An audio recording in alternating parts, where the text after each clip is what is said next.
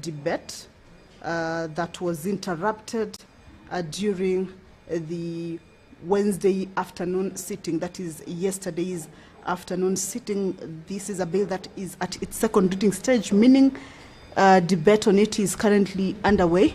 It is a bill that proposes amendments that include either deletion of a number of sections or a substitution to various sections. There is a deletion of section 47 and substitution of it as that is under the classification of roads.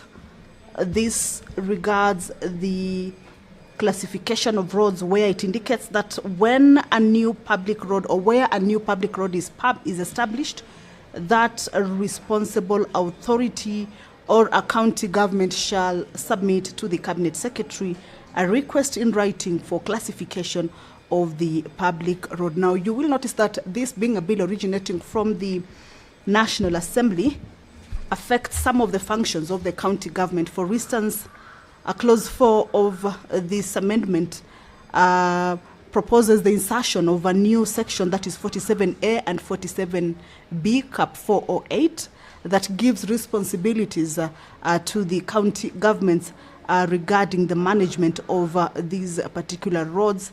And some of the functions or the mandates include maintenance, rehabilitation, and development of county roads. There's also the management of road reserves and facilitation of access to roadside developments with respect to county roads. So this is a bill that originates from the National Assembly. However, much as it affects the functions of county governments or the devolved units, it has to be considered by the Senate, that is the House that oversees the functions of the devolved units and also the interest of the county government. So we can see that the Speaker's procession is almost at the entrance into the Senate chambers. The Speaker of the Senate, Honorable Amason Jeffa Kingi, making his way into the House. He will be presiding over this afternoon sitting, the 16th day of July, the year 2026. This is a broadcast that is brought to you by the Parliamentary Broadcasting Unit in partnership with KBC. My name is Kamche Menza. Good afternoon. Na tuombe. Ewe Mwenyezi Mungu, twakusihi tutazame kwa neema nyingi na baraka sisi watumishi wako ambao umeridhika kutuita kwa nyadhifa za uongozi katika jamhuri hii yetu. Twakuomba tuwajalie tuyatenda na kufikiria mambo yote yatakayofikishwa mbele yetu kwa njia ya haki na uaminifu, ili kustawisha amani, ufanisi na heri ya nchi yetu na wala ambao haja zao umezikabidhi mikononi mwetu. Amen.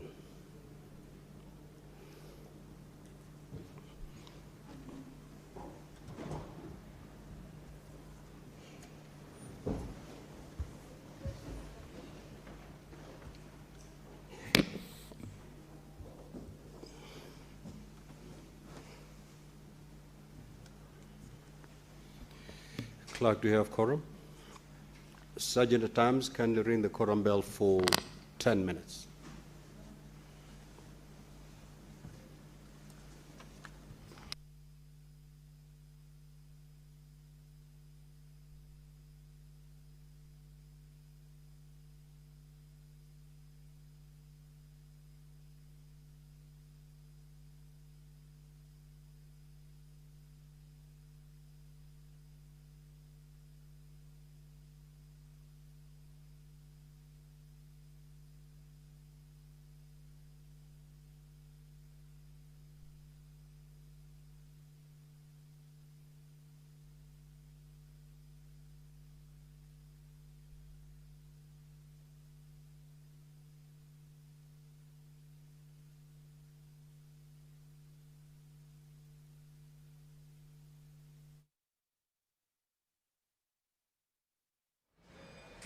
So the prayer has been said and the chair taken. However, There is a quorum hitch, and the Speaker has directed that the quorum bell be rung for 10 minutes. Of course, this is as provided for in the House Standing Orders. And that bell is just to alert members of the Senate that there is a quorum hitch and that their presence in the chamber is highly required. So as that particular bell continues, we should be expecting to see more members making their way into the House. And of course, in a short while, that a quorum shall be attained and the business of the day or the sitting of the Senate shall commence. Back to the business that the senators shall this afternoon transact resumption of debates on various bills that had already been considered on the floor of the House. Earlier on, I had indicated to you that the Kenya Roads Amendment number 3 bill, a bill originating from the National Assembly, has been lined up for resumption of debate or its debate to resume. It is a bill that is at its second reading stage, and it is a bill that concerns the county governments, affects some of the county government functions. So this is why the Senate also has to be able to consider this particular bill. So it is lined up for its debate to be able to resume. Also, there are around three bills that have been lined up for consideration at the division stage. Of course, this will also be subject to the quorum of the House at the time that this particular business is reached. And of course, these bills include the Assisted Reproductive Technology Bill, a bill that originates from the National Assembly and co-sponsored by Honorable Senator Catherine Muma, the County Government's Laws Amendment Bill, a bill originating from the Senate and sponsored by the Honorable Senator Abdul Haji, and also the Community Health Promoters Bill originating from the National Assembly and co-sponsored by the Senate leader of the majority party. So these are three bills that have been lined up or scheduled to be considered at the division stage, meaning that debate on them at the second reading stage was concluded, and this particular stage will be giving way for these bills to proceed into the next stage, of course, after that division vote. This afternoon also, the members of the Senate shall consider a motion. This is a motion regarding the proposed regulations on the Traffic School Transport Rules 2026, the Traffic Motor Vehicle Inspection Rules 2026, as well as the National Transport and Safety Authority Operation of Commercial Vehicles Regulations 2026. These are regulations that the Senate's Select Committee on Delegated Legislation considered and presented. Honorable Senator, let's listen in. Now, so we will proceed with the business of this afternoon. Clerk, you may proceed to call the first order. Order number 1, administration of oath. Order number 2, communication from the chair. Order number 3, messages. Order number 4, petitions. Order number 5, papers. The Senate Majority Leader.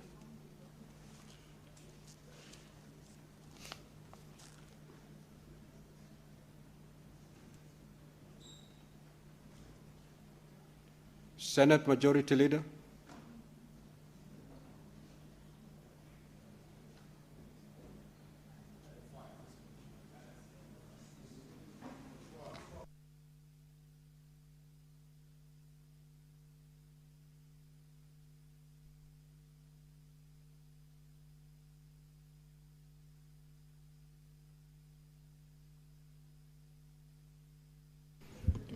Senator for Tharaka Nithi, I thought you would take this opportunity to express your prowess.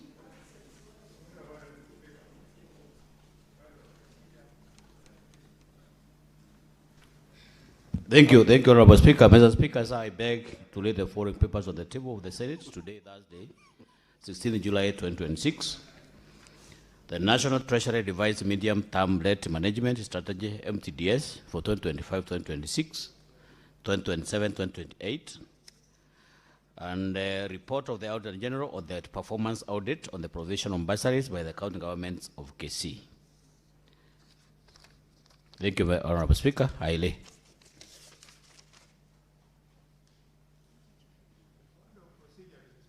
Next order. Order number 6, notices of motion.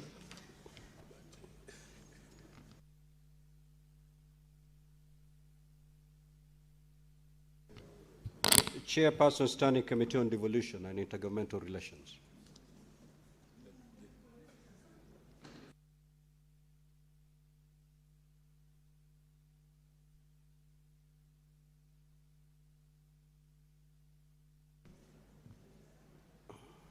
Senator Muma,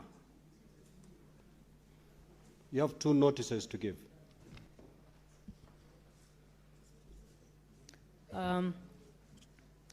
Notice of motion, report of the Standing Committee on Devolution and Intergovernmental Relations on the conferment of the city status to Thika municipality. Mr. Speaker, sir, I beg to give notice of the following motion: that the Senate adopts the report of the Standing Committee on Devolution and Intergovernmental Relations on the conferment of city status to Thika municipality laid on the table of the Senate on Wednesday, 15th July 2026, and pursuant to Section 8(6) of the Urban Areas and Cities Act, approves the conferment of city status to Thika municipality. Honorable Speaker, I have a second one. Notice of motion, report of the Standing Committee on Devolution and Intergovernmental Relations on the cooperation agreement between the national government and the Nairobi City County government. Honorable Speaker, I beg to give notice of the following motion: that the Senate adopts the report of the Standing Committee on Devolution and Intergovernmental Relations on the cooperation agreement between the national government and the Nairobi City County government laid on the table of the Senate on Wednesday, 15th July 2026. Next order. Order number 7, questions and statements. Statement pursuant to Standing Order 52-1, the Honorable Senator Veronica Maina. That statement is dropped. Senator for Taita Taveta County, the Honorable Maruma.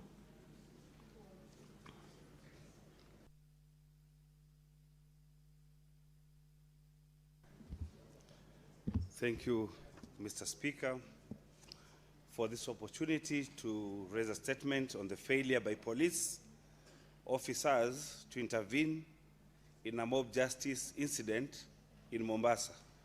Mr. Speaker, sir, I rise pursuant to Standing Order 52-1 to make a statement on a matter of national concern, namely the failure by police officers to intervene in a mob justice incident in Mombasa that resulted in the death of Mr. John Kalage Joshua.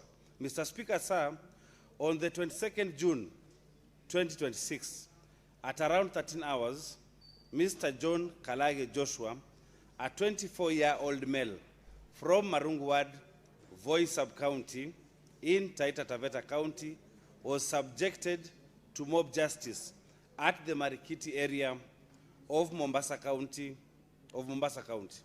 He was later taken to the Coast General Hospital, where he was pronounced dead by medics. Mr. Speaker, sir, the tragic incident took place in full view of police officers who were present at the scene but failed to intervene.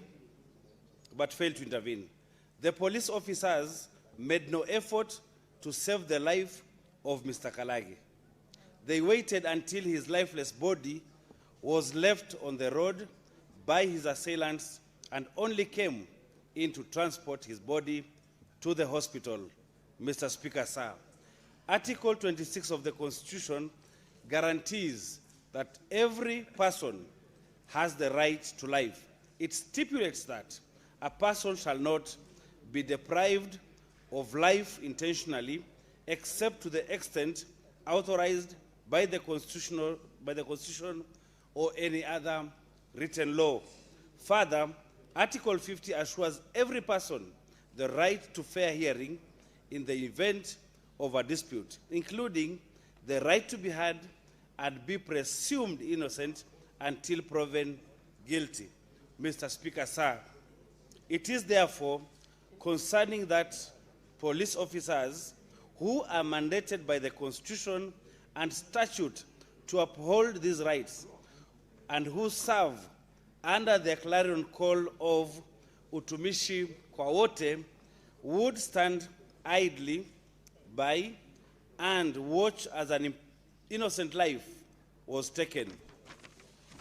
Mr. Speaker, sir, mob justice in this country has taken so many lives, including that of Mr. Kalagi, who was accused of being Tanzanian and robbing a man of his manhood through witchcraft. Had the police acted promptly, his life would have been saved. Mr. Speaker, sir, the negligence exhibited by police officers in this instance is deeply troubling and must be condemned. Mob justice is a disgrace to the society and must be checked, with police officers taking the front line in curbing this inhuman behavior. The public should be sensitized and advised against taking the law into their own hands. Finally, Mr. Speaker, I call upon the Inspector General of Police to conduct thorough investigation into this matter and ensure that all those found culpable in the death of Mr. John Kalage Joshua, including the negligent police officers, are brought to book. I thank you.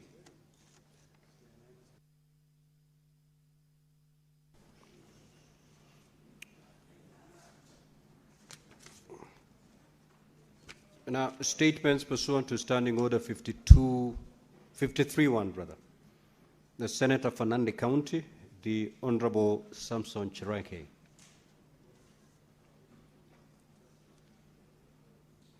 That statement is dropped. The Honorable Crystal Asige.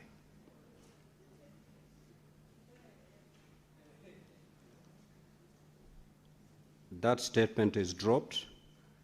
The Honorable Senator Hezana.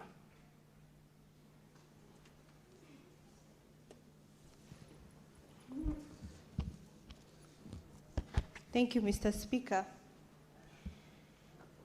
And I rise pursuant to Standing Order 53-1 to seek a statement from the Standing Committee on National Security, Defense and Foreign Relations on a matter of county-wide concern regarding the ongoing security and disarmament operation in Tiati constituency, Baringo County. In the statement, the committee should address the following. 1, the legal basis, objectives, and scope of the ongoing security disarmament operation in Tiati in Baringo County, including details on the specific areas of operation within the constituency, as well as the criteria used in identifying those areas. Secondly, the measures in place to ensure that the security and disarmament operation is conducted in strict conformity with the constitutional and statutory provisions and in a manner that ensures innocent civilians are shielded from harassment and intimidation by security personnel and actual culprits targeted. 3, the mechanisms available for members of the public to report misconduct by security personnel along with the attendant procedures for addressing such complaints. 4, the long-term measures being instituted to sustain the gains of the security and disarmament operation including details of any planned peace building and community engagement programs, social economic development initiatives, or upward review of the contingent of security personnel required to be deployed to the concerned areas at any given time. Senator Ezena Lemaletian, thank you. Senator for Nairobi City County, the Honorable Edwin Sifuna. Speaker, I rise pursuant to Standing Order 53.1. We seek a statement from the Standing Committee on Health on a matter of county-wide concern regarding the elevation of Jaramogi Oginga Odinga Teaching and Referral Hospital in Kisumu County to a Level 6 National Teaching and Referral Hospital. Mr. Speaker, the Jaramogi Oginga Odinga Teaching and Referral Hospital in Kisumu was officially gazetted as a Level 6 Teaching and Referral Hospital on 18th June 2025. This transition elevated the facility from county management to a national parastatal under the Ministry of Health, unlocking direct national funding, expanded service delivery, and specialized care. However, county and contracted staff who were expected to be absorbed as parastatal employees with proper job group placement have not yet been confirmed, leaving them disadvantaged in comparison to their counterparts in other Level 6 hospitals. In the statement, the committee should address the following. Number one, the reasons why the JOOTRH staff have not been confirmed officially as parastatal employees with full rights accruing similar to other Level 6 national hospitals in the country. Number two, whether upon placement of staff in the proper job groups, their salaries will be backdated to the date JOTRH was gazetted as a Level 6 National Teaching and Referral Hospital and the timelines for effecting this. And lastly, Honorable Speaker, whether the facility has a pension scheme for staff, and if not, outline the plans underway to establish one. Thank you, Speaker. Senator for Kisii County, the Honorable Richard Onyonka. Thank you, Mr. Speaker, for giving me this opportunity. Mr. Speaker, sir, I rise pursuant to Standing Order 53.1 to seek a statement from the Standing Committee of Labor and Social Welfare on a matter of county-wide concern regarding persistent delays by the county government of Kisii to pay salaries and address the employees concerned. Mr. Speaker, number one, I would like the committee to look at the biometric report of the audited registered employees of Kisii County and designated roles and responsibility within the county organographic structure and the amount of the wage bill from 2023-2026. Mr. Speaker, number two, I would seek from the committee a breakdown of the salary arrears by the county government of Kisii to its employees, including details of the months of which the arrears relate to and the reasons for the continued failure by the county government to settle the arrears owed to these workers. Number three, Mr. Speaker, I would want the committee to tell us whether the county government has remitted the monthly statutory deductions and other mandatory deductions such as pension contributions and SHA and any other affected statutory deduction for employees despite these salary delays. Number three, Mr. Speaker, I would want the committee to interrogate the status of payment of service gratuities for lapsed employment contracts, particularly the employees of the Kisii Teaching and Referral Hospital and the workers under the SHOMAP program, which is a World Bank project. Mr. Speaker, number four, I would want the committee to look at what steps have been taken by the county government to resolve the delays in the payment of salaries, the payment of unsettled and outstanding salary arrears, and ensure timely payment of these salaries and these gratuities in the future. Number five, Mr. Speaker, I would want the committee to find out when the county government will issue contract extension letters to the employees of KTRH and workers who are working under the SHOMA program, whose contracts lapsed, but who continue to be engaged in the county government, working without formal notification of the terms of their continued service delivery. And finally, Mr. Speaker, I would want the committee to find out whether the county government could consider transitioning some of the employees from short-term contracts to permanent and pensionable terms, particularly the healthcare workers, in order to enhance job security and improve staff morale within the county health facilities of Kisii. Thank you, Mr. Speaker.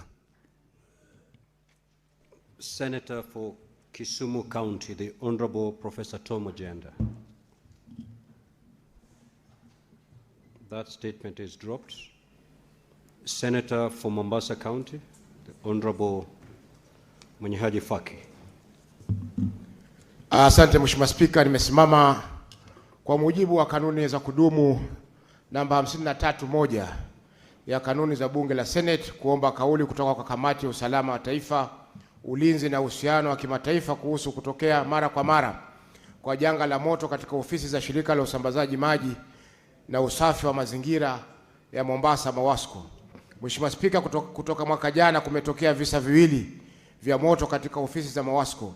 Mnamo tarehe 10 mwezi Mei mwaka 2025 na moto mkubwa uliteketeza ofisi za MAWASCO. Hivi majuzi tena Mheshimiwa Spika, mnamo tarehe 26 Juni mwaka 2026 kulitokea kisa kingine cha moto katika ofisi hizo. Katika kauli hiyo Mheshimiwa Spika, kamati izingatia yafuatayo: moja, chanzo cha visa vya mara kwa mara vya moto katika ofisi za shirika la usambazaji maji na usafi wa mazingira ya MAWASCO. Pili, stakabadhi na mali zilizoteketea katika moto wa tarehe 26 Juni mwaka 2026 ikiambatanishwa na taarifa kuhusu jinsi ambavyo kuteketea huko kwa stakabadhi na mali hiyo kutaathiri utekelezaji kazi katika shirika hilo. Tatu, sababu za kuchelewa kwa huduma za dharura za kudhibiti moto katika kisa cha hivi karibuni cha tarehe 26 Juni, pamoja na maelezo ya hatua ambazo serikali ya kaunti ya Mombasa inachukua kusuluhisha changamoto zinazochangia kuchelewa huko ili kuboresha huduma za kudhibiti moto kwa ujumla katika siku zijazo. Ya nne, Mheshimiwa Spika, hatua ambazo MAWASCO imechukua ili kuzuia kujirudia tena kwa mikasa ya moto katika ofisi zao. Asante Mheshimiwa Spika. Senator Mohamed Faki Mwenyehaji, County ya Mombasa. Mheshimiwa Spika, niko na taarifa nyingine ya pili. You may proceed. Mheshimiwa Spika, nimesimama. Has it been approved, It was approved, yes. Okay, proceed. Yes. Mheshimiwa Spika, nimesimama kwa mujibu wa kanuni za kudumu 53(1) ya kanuni za kudumu za Seneti kuomba kauli kutoka kwa kamati ya elimu kuhusu uajiri wa wanajamii wa eneo husika katika vyuo vya kitaifa vya ufundi anuai cha Pwani katika kilichoko kaunti ya Mombasa. Katika kauli hiyo Mheshimiwa Spika, kamati zingatia yafuatayo: hatua zilizochukuliwa na Wizara ya Elimu kuhakikisha kwamba ajira katika vyuo vya ufundi anuai zinawajumuisha wanajamii wa maeneo husika. Pili, mikakati iliyowekwa ili kuwawezesha wanajamii wa maeneo husika kupewa kipaumbele katika ajira, hususan katika nafasi za uongozi wa vyuo vya anuai. Na tatu, Mheshimiwa Spika, orodha ya wafanyakazi wa chuo cha kitaifa cha ufundi anuai cha Pwani ikiambatana na kaunti wanazotoka na vyeo wanavyoshikilia. Asante Mheshimiwa Spika kwa kunipa fursa hii. Now, the statement pursuant to Standing Order 57(1) is deferred.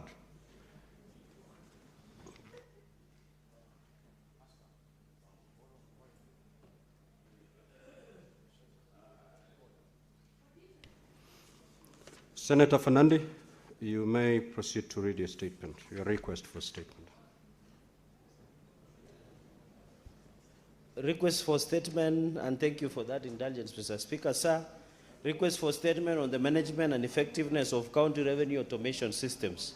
Mr. Speaker, sir, I rise pursuant to Standing Order 53(1) to seek a statement from the Standing Committee on Finance and Budget on a matter of nationwide concern regarding the management and effectiveness of county revenue automation systems and their impact on county governments on source revenue collection. Mr. Speaker, sir, county governments have invested substantially public resources in automated revenue collection systems to improve efficiency accountability, and on-source revenue. However, reports by the Office of the Auditor General and the Commission on Revenue Allocation, CRA, indicate persistent revenue leakages, incomplete implementation of systems automation, limited revenue growth, and concerns over value for money in the procurement of goods and services. These findings raise serious concerns about the prudent financial management, accountability, and effectiveness of county revenue mobilization. In the statement, Mr. Speaker, sir, the committee should address the following. 1, the current status of county revenue automation systems across all counties, including integration of all revenue streams and linkages with the Integrated Financial and Management Information System known as IFMIS. Mr. Speaker, sir, number 2, the total public funds spent on procuring, implementing, and maintaining revenue automation systems since devolution, including commissioning payments to private providers or vendors, and the impact on source revenue, value for money, and reduction of revenue collection systems. Mr. Speaker, number 3, the continued concurrent operation of manual and automated revenue collection systems in counties, the effectiveness of measures to cap revenue leakages, and the contractual arrangements governing private service providers, including payment of commissions, data ownership, and security. Number 4, Mr. Speaker, whether the procurement and management of county revenue automation systems complied with applicable procurement and finance laws, the implementation of recommendation by oversight institutions, and any action taken where non-compliance was identified. Mr. Speaker, sir, finally, the policy, legal frameworks, legal reforms, and administrative measures being undertaken by the National Treasury, the Commission on Revenue Allocation, CRA, the Council of Governors, COG, and other relevant agencies to establish minimum standards for county revenue automation systems and strengthen accountability, efficiency, and value for money in county on source revenue collection. I thank you, Mr. Speaker, sir. Senator for Kisumu County.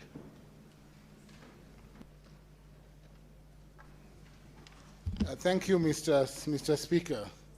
Mr. Speaker, I have a request for statement on the rise in criminal activities attributed to non-functional street lighting in Kisumu County. Mr. Speaker, I rise pursuant to Standing Order 53.1 to seek a statement from the Standing Committee on National Security, Defense and Foreign Relations on a matter concerning county-wide concern regarding rising security concerns associated with non-functional public street lighting within Kisumu County. While the national government is responsible for internal security, Mr. Speaker, county governments play a complementary role by maintaining public infrastructure that supports public safety. In Kisumu City and in other urban centers, prolonged failure to repair street lights along roads, walkways, markets, and bus termini has heightened insecurity, disrupted evening economic activities, and hindered effective policing and emergency response. It is therefore necessary, Mr. Speaker, to establish the measures being undertaken to restore and maintain public street lighting as part of efforts to enhance public safety and protect lives and property. In the statement, the committee should address the following. 1, the extent to which non-functional street lighting has contributed to insecurity in Kisumu County, particularly in identified crime-prone areas, and whether the county government and relevant security agencies have undertaken any assessment of the link between inadequate public lighting and criminal activity. 2, the measures being undertaken by the county government to restore and maintain street lighting along county roads, public markets, bus parks, recreational areas, and other public spaces affected by insecurity. 3, whether the county government maintains an inventory of non-functional street lights indicating how long they've remained inoperative, reasons for delay in their replacement, and timelines for restoring functionality. 4, the collaborative measures being undertaken by the county government, the National Police Service, and other relevant agencies to enhance security in areas affected by inadequate street lighting, including increased patrols and other crime prevention initiatives. Lastly, Mr. Speaker, the long-term measures being implemented to ensure that public lighting infrastructure remains functional, sustainable, and responsive to the security needs of residents and businesses across Kisumu County. Thank you, Mr. Speaker.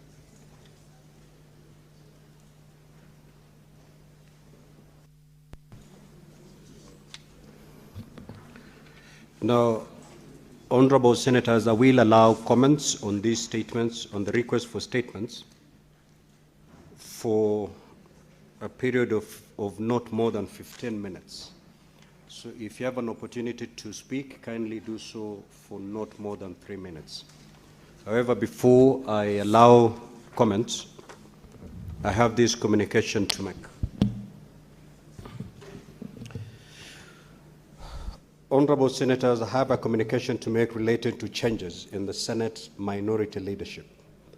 Honorable senators, via the letter dated 16th of July, 2026, I received correspondence from the Senate minority leader, Senator Justice Retired Stewart Mazayo, EGH, MP, regarding changes in the minority party leadership affecting the office of the Deputy Senate Minority Whip. As you're aware, Standing Order 23.4 provides as follows. A senator elected under paragraph 1 may be removed by a majority of the votes of all senators belonging to the minority party. Further, Standing Order 23.6 states as follows. Upon a decision being made by the minority party under this standing order, the decision of the party shall be communicated to the Speaker in writing, together with the minutes of the meeting at which the decision was made. In the case of the removal of the Senate minority leader or the Deputy Senate minority leader by the Senate minority whip. And B, in the case of the removal of the Senate minority whip or the Deputy Senate minority whip by the Senate minority leader. Now, honorable senators, pursuant to Standing Order 23.6, the said letter from the Senate minority leader was accompanied by the following documents. The minutes of the minority party meeting dated the 15th of July 2026, which is a record of the proceedings of the meeting together with the resolution, and 2, duly signed list of senators in support of the resolution. From the correspondence, the minutes indicate that a resolution was passed to remove the Deputy Senate minority whip, Senator Edwin Sifuna, CBS, MP, in accordance with Standing Order 23.4. The minutes further indicate the minority party elected Senator Edi Gisheru Okech, MP, to serve as the Deputy Senate minority whip in his place pursuant to Standing Order 23.5. Now, honorable senators, Standing Order 23.7, Standing Order 23.7 provides as follows. The Speaker, upon receipt of the decision under paragraph 6, shall verify the correspondence received and deliver a communication to the Senate within 3 sitting days. In this regard, I have verified the correspondence received and hereby communicate that the minority party has effected a change in the office of the Deputy Senate Minority Whip. The new office holder with immediate effect is Senator Edi Gisheru Okech, MP. I thank you.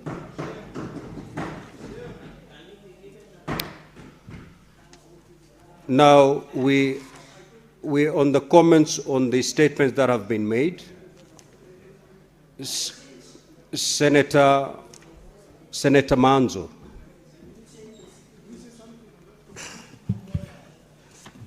No. Thank you, Mr. Speaker, for giving me an opportunity to comment on the statement. I would like to comment on the statement of Senator Faki on Mombasa Technical Institute. Mr. Speaker, I sit in the Committee of National Cohesion, and ordinarily, for every government institution, Mr. Speaker, we've been inspecting and making sure that there is a balance of the gazetted ethnic communities in the country, so that, Mr. Speaker, one institution does not take up only the locals, Mr. Speaker. The unfortunate situation with this institution in Mombasa, the locals have not had an opportunity to serve in their own institution, Mr. Speaker. And from the cohesive nature of things and in balancing of ethnicity in the country, Mr. Speaker, it's been following that whoever person is heading the institution from a different part of the country, they tend to bring in their people and occupy that institution, and the locals, Mr. Speaker, are left without a chance to make use of their own institutions and also enjoy institutions localized to themselves, Mr. Speaker. So I believe this statement will go a long way and will serve as an example to other institutions so that, Mr. Speaker, the ethnicity of the country is reflected in government institutions in a balanced way. And especially, Mr. Speaker, there has been, failure to comply with the law in terms of people with disabilities and an opportunity to serve equally in the Republic as the rest of the people, Mr. Speaker. And at least 5% of every government institution in this Republic, Mr. Speaker, should have accommodated people with disabilities. What ordinarily happens is that, Mr. Speaker, there are all manner of excuses why these people have not yet been accommodated, and the council dealing with the people with a disability a lot of times is not consulted, and I know it has a proper database. There are many Kenyans abled differently, Mr. Speaker, who can be able to serve in different positions in the Republic of Kenya. And therefore, Mr. Speaker, I want to support this and say that when it comes to the committee, then we'll be able to make sure that justice is done. I thank you, Mr. Speaker. Senator Mundigi.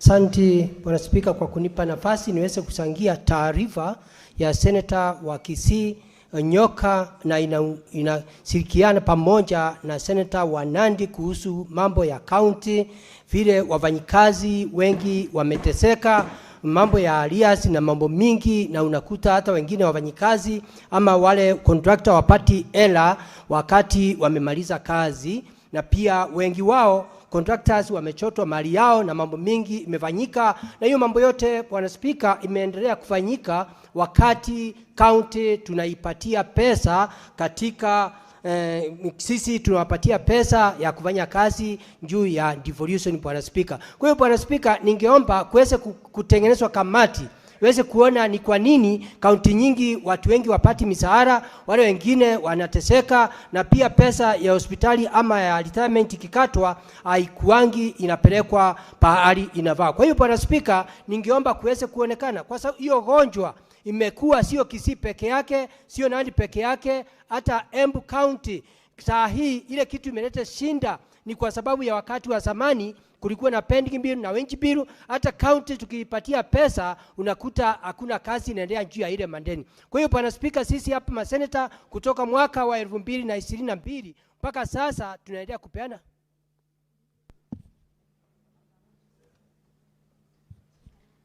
Bwana Speaker, tunaendelea kupeana pesa. Kama mwaka hii ile pesa yote tumepeana, mwaka jana tulipeana bilioni 10 na sasa tumepeana zingine bilioni 13. Hizo pesa yote county 47 imepata 487 billion, na unakuta juu ya hiyo matatisho na njia accountability aiendelee na njia ile nafaa. Kwa hivyo ningeomba wakati huu Bwana Speaker kuweze kuonekana kama kutatengenezwa kamati iweze kuonekana ni nini ambaye inaleta shinda katika counties, ama ni county ama ni treasury haipeani pesa. Kwa hiyo nikiwa senator wa Embu County naunga mkono. Asante Bwana Speaker, ni mimi Daktari Mundigi.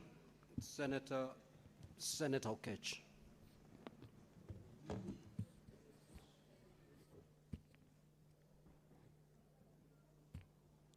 Mr. Speaker, I want to thank you for the opportunity. I just wanted to quickly comment about the statement by Senator Edwin Sifuna on the status of staff in Jaramogi Oginga Odinga Teaching and Referral Hospital, Mr. Speaker.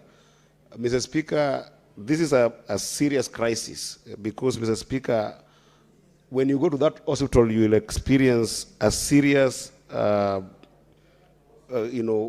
problem that the staffers there are experiencing. Mr. Speaker, we have at time without number gone through a number of issues in this house where you have seen even UHRs, universal healthcare workers, suffering serious financial instability. And this is also happening in Jaramogi Odinga Teaching and Referral Hospital, Mr. Speaker, because without this financial stability, Mr. Speaker, we cannot guarantee the services and the stability of the services that the staffers there are giving, Mr. Speaker. And Mr. Speaker, in this statement, given that we have realized that the status was conferred in June of 2025, Mr. Speaker, I don't know how the audit timeline of this also is going to be done, because already is a year gone, and these staffers are experiencing a very serious and stringent rules with audits with the PSC, as well as with salaries and remuneration commission, Mr. Speaker. It would be good if this committee also looks at the issue of how is the year in question being audited with regards to the benefits to this staff, Mr. Speaker.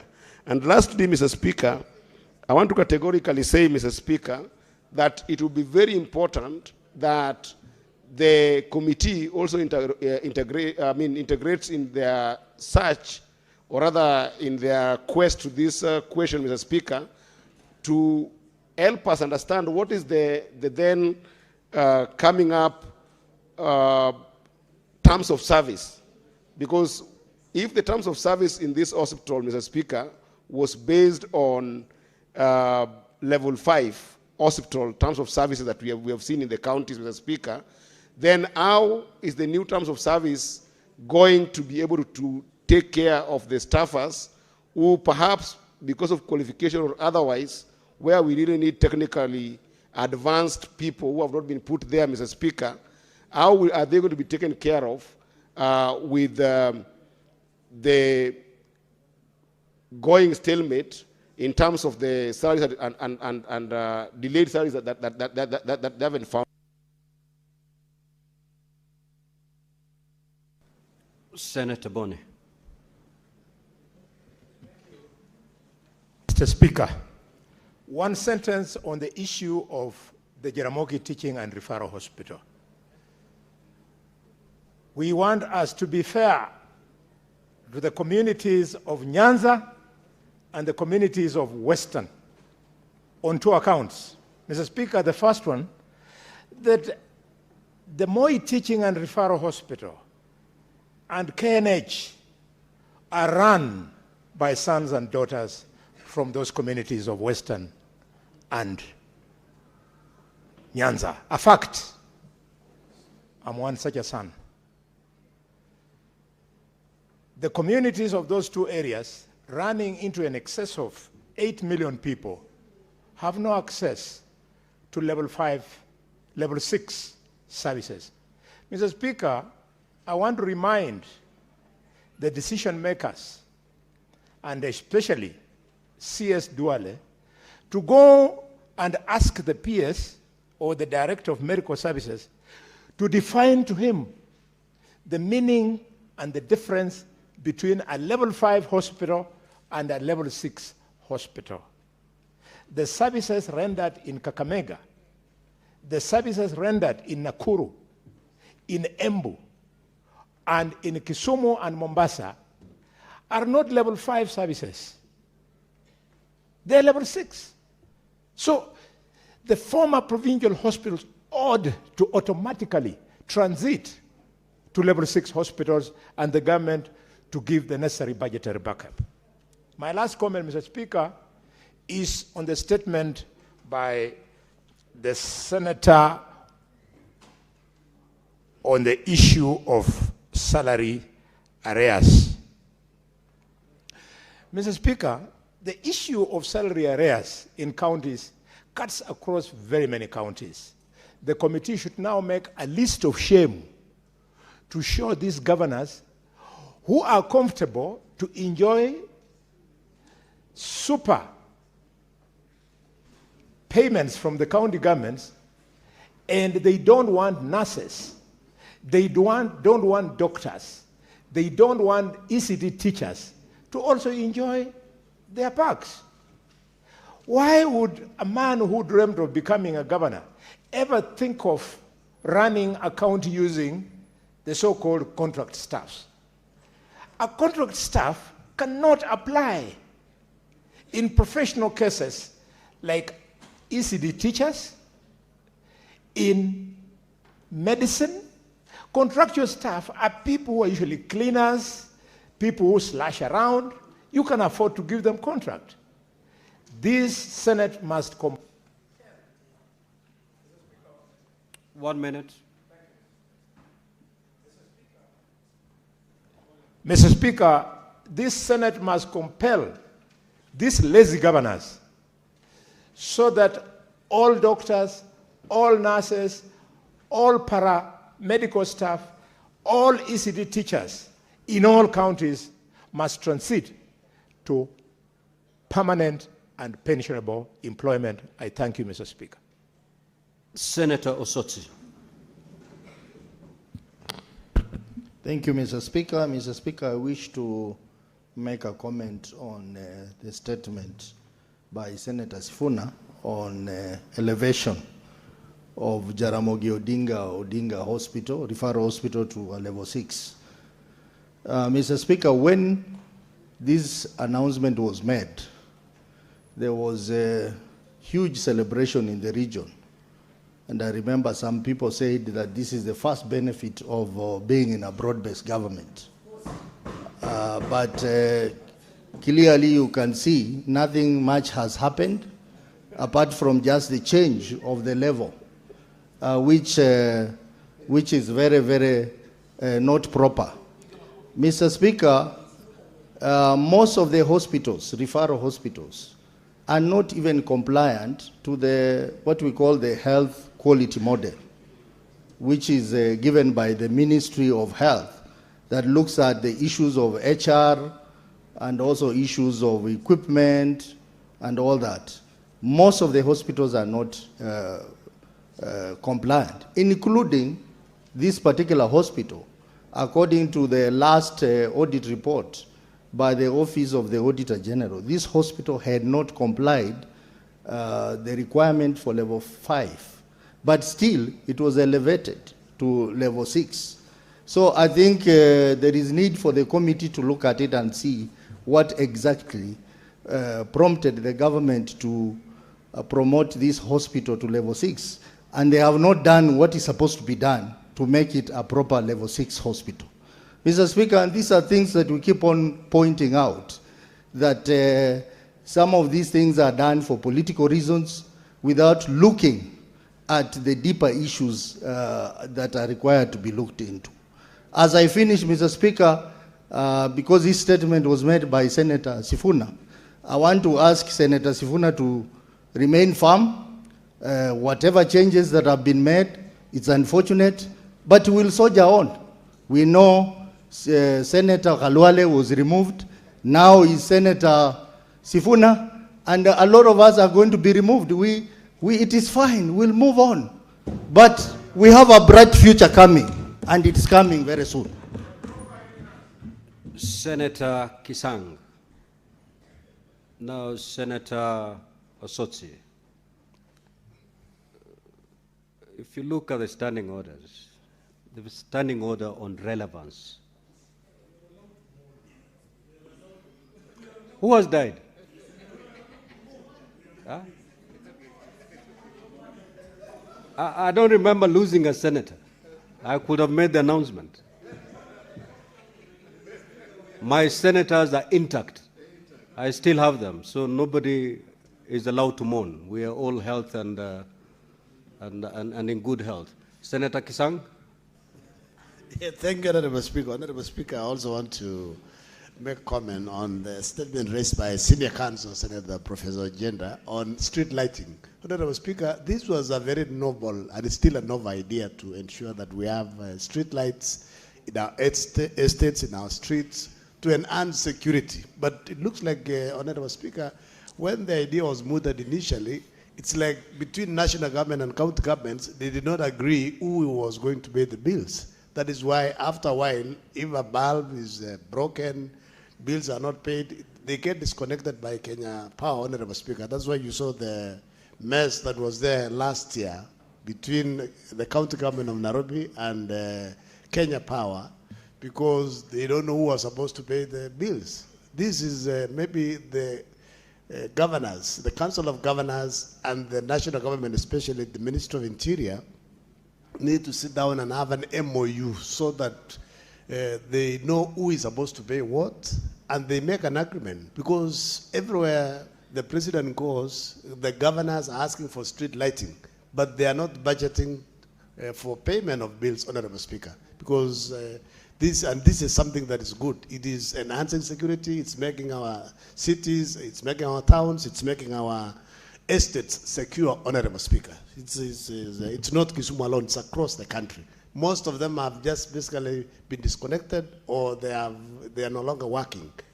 Honorable Speaker, I also wanted to make comments on salary arrears. If you check, Honorable Speaker, especially in the CIPIC committee where I sit with Osotsi, I don't know if he's scared that he might be removed too soon. Senator Kisang, stick to the statements you're commenting. Thank you, Honorable Speaker.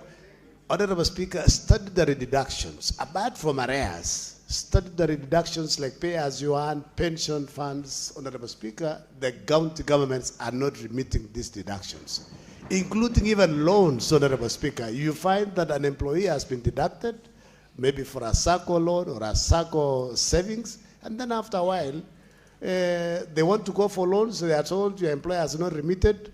Honorable Speaker, they find themselves listed under CRB, and they have already, the salaries have been deducted, Honorable Speaker. This is something that maybe we need to relook at. If an employer has not remitted a deduction, say a loan, Honorable Speaker, that has been taken maybe by a bank, who is supposed to be listed? Is this particular employee who has already been deducted, or we need to find a way of punishing the employer, Honorable Speaker, because it's unfair for the employees, because they have worked for it, they have earned, but basically employers are the ones who are messing up. Thank you, Honorable Speaker. Senator Sifuna. Speaker, it is statements such as the ones that have been requested by Senator Hezena that put me in problems. Because you can imagine that ever since I was born, growing up, we were hearing about disarmament in Baringo and specifically Tiati constituency. And up to today, it is ongoing. I remember when the current deputy president was the internal security minister, he told us that this menace of bandits in Baringo was over.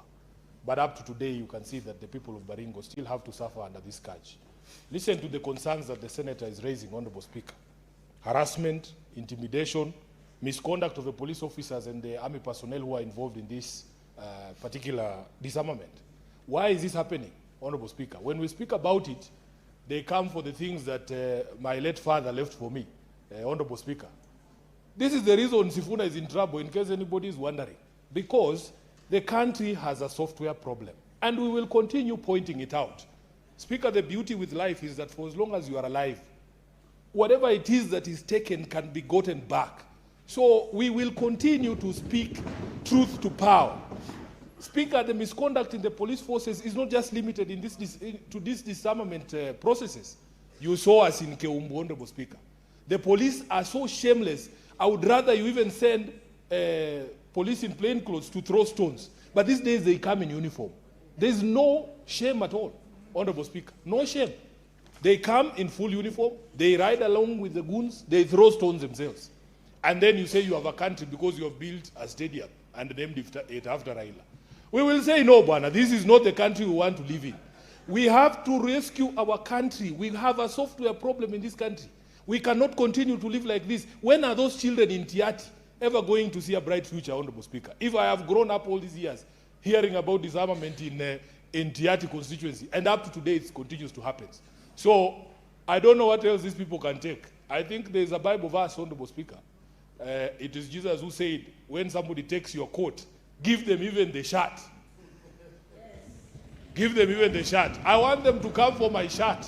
I am prepared, Honorable Speaker. I take this opportunity to very humbly thank the leadership and the members of the minority side for the cooperation that they've given me. Even the majority side, for the cooperation that they've shown me in the time that I have been Deputy Whip. I congratulate my young brother, the Honorable Senator from Migori, for his new role. You remember, Senator Eddie, how many times I have called you as your whip so that you give us quorum. I am happy that that is now going to be your job. to look for quorum in this house so that we can transact business. I thank you, Honorable Speaker. Senator Cheranke. Mr. Speaker, let me make a comment on the statement by the former SG of ODM and immediate former Deputy Minority Whip of the House, and I'm happy disloyalty has been punished swiftly and heavily, Mr. Speaker. Let me make the following comments. Senator One, Fernandi. Mr. Speaker. Senator Fernandi. Senator Fernandi. Yes, please. You're out of order, and I'm giving you the first question. Okay. Yeah. You proceed with that line, I'll throw you out. Let me, Mr. Speaker, you know, we are used to such noise.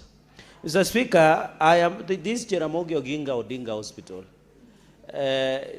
well, first we must congratulate the government for elevating, Mr. Speaker, in that region.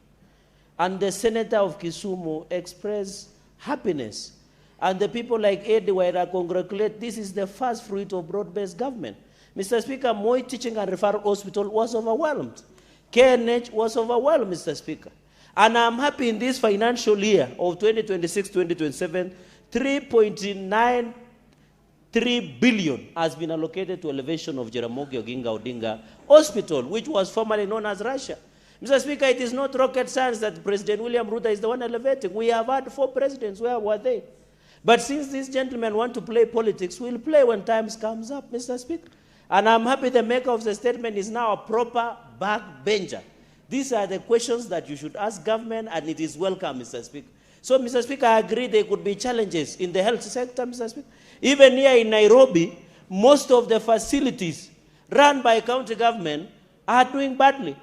But the Nairobi senator rather oversight the national government over his primary role of oversighting county government. So you go to Mbagati, it's not a going concern. Go to City Mortuary, the bodies are smelling, Mr. Speaker. We must tell truth, not only to power, but people who should do oversight, Mr. Speaker. And therefore, this matter of Jaramogi Oginga Odinga Hospital, I want to ask this, my law lecturer, Senator Professor Tom Ogenda, through you, Mr. Speaker, that they have opportunity to continue lobby and ensure this hospital is properly elevated. Because, Mr. Speaker, from Nandi County, the border of Nandi County to Kisumu is less than 30 to 40 minutes. So it is also in our interest as Nandi County to ensure that we have access, unlimited access to Jaramogi Oginga Odinga, Mr. Speaker. And I'm embarrassed today that one of us is suggesting that since Jaramogi Oginga Odinga Hospital is in Luo Nyanza, that somebody from that region should run it, Mr. Speaker. That is shame. These are the same people who are calling out tribalism, yet they come to the floor of the House, Mr. Speaker, and tell us, since MTRH, Sijui KNH, Mr. Speaker, they should run from those regions. They should be embarrassed. Order, order, Senator Onyonka. Senator Onyonka. Very well, Senator. Proceed. Senator Korir. Senator Roba.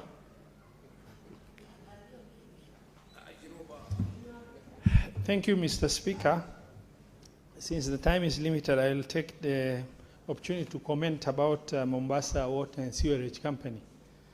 Honorable Speaker, these service providers, as you are aware, you've been there, were formed under devolution in order to enhance service provision and protection of the public and public interest and the safety of the public, both in terms of provision of clean water, as well as also the issues of protecting the resources allocated to them by way of putting the right measures in place. Honorable Speaker, the viability of these water companies need to be tested, both in terms of the entire existence of the water companies is to provide clean water for usage by households. Honorable Speaker, their own viability need to be tested, need to be evaluated from the perspective of the fact that if a water company that exists in Mombasa or Mandera, we need to look at how many households every quarter are getting connected to reliable, safe water, so that we're able to really determine not that they exist, just because it's an exercise, an entity need to be there, into making sure that they are able to provide the services for which they exist to give, which is that of clean drinking water. Honorable Speaker, as I conclude, I would like to also congratulate our brother Senator Eddie for this new appointment of, minority whip. His predecessor has done a fantastic job, in the House. As a member of this House, contributed immensely to the debates in this House, as well as also coordination of issues that affect the Senate of the Republic of Kenya, impartially, not as minority or majority, but objectively, wherever it was so required. Honorable Speaker, we all hold positions we hold in transient, and it is just nothing but a process. He should take heart. He has earned our respect, and my brother Senator Eddie, you have a big shoe to fill, and hopefully the role of minority whip or majority whip is a role that is extremely demanding for the functioning of the Senate. I hope and pray that you understand what it calls for, and you'll do the best that is required for the House to function. Mr. Speaker, thank you.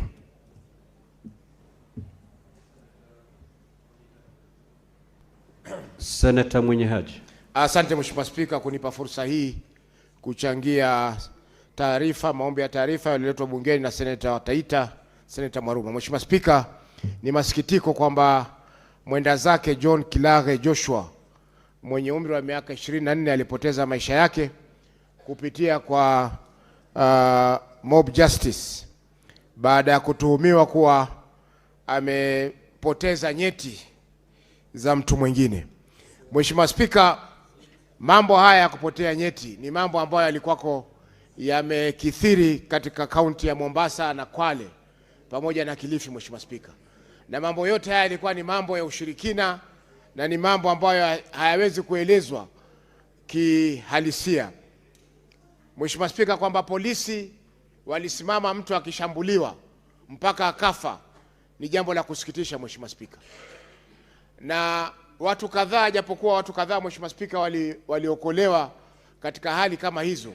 Mheshimiwa Spika, ipo haja kubwa ya hawa polisi ambao walihusika katika kisa hicho kushtakiwa kwa makosa ya kutozuia uhalifu. Kwa sababu mtu kupigwa mpaka kuuliwa, Mheshimiwa Spika, ni makosa makubwa katika sheria, kwa sababu wale waliompiga na wakamua wanapaswa kushtakiwa na mashtaka ya mauaji. Na wale polisi ambao walikuwa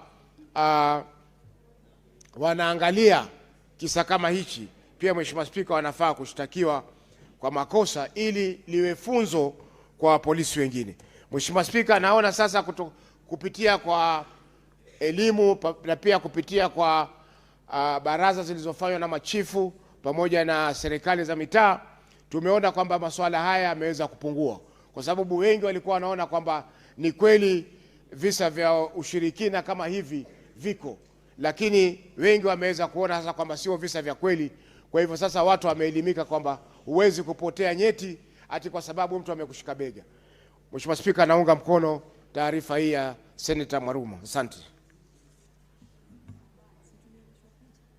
Now, honorable senators, before I give the floor to Senator Wambua, allow me to make this communication because this school is just about to leave the Senate. Senator for Tharaka Nithi, kindly take your seat.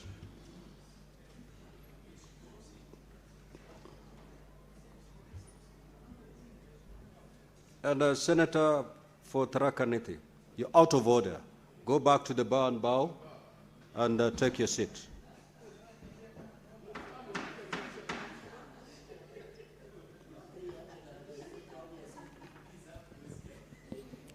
Now, honorable senators, would like to acknowledge the presence of a visiting delegation of 6 teachers and 51 students from Islamia Comprehensive School in Nairobi County, who are seated in the public gallery. The delegation is visiting the Senate for an academic exposition. On behalf of the Senate and on my own behalf, I extend a warm welcome to the delegation and wish them a fruitful visit. Also, I'd wish to acknowledge the presence in the Speaker's Gallery this afternoon, a visiting delegation of members of the National Prayer Breakfast Committee from the Parliament of Uganda. The delegation is in the Senate to gain insights into the functioning of the parliamentary prayer breakfast movement in Kenya, while also strengthening fellowship and continued engagement through sharing of experiences and lessons learned over the years. Now, honorable senators, these are the members of parliament from Uganda comprising of this delegation are Honorable Tom Bright Amoti, a member of parliament, the Honorable Aogon Silas, MP. Now, on behalf of the Senate and my own behalf, I extend a warm welcome to them and wish them a fruitful and enriching visit. I will ask the Senator from Makwiny to welcome both delegations. Thank you, Mr. Speaker, for giving me this opportunity to welcome the school and also welcome the two members of Parliament, Mr. Speaker. Mr. Speaker, Honorable Cyrus is now serving his 20th year in the Parliament of Uganda, and his colleague, 15th year. There are two other members who are not with them. They came, four of them, Mr. Speaker, yesterday. There is the Honorable Ndakasi, who is the current chair of the National Prayer Breakfast in Uganda. Mr. Speaker, you remember, during the last prayer breakfast in Kenya, a huge delegation came and fellowshipped with us, and similarly, Uganda invites us every 8th of October to attend their National Prayer Breakfast. Mr. Speaker, I also welcome the students and hope that they are going to learn and also get encouraged and inspired so that one day they could also be representatives of the people and can be in the Senate or National Assembly. Mr. Speaker, I thank you. Senator Wambua.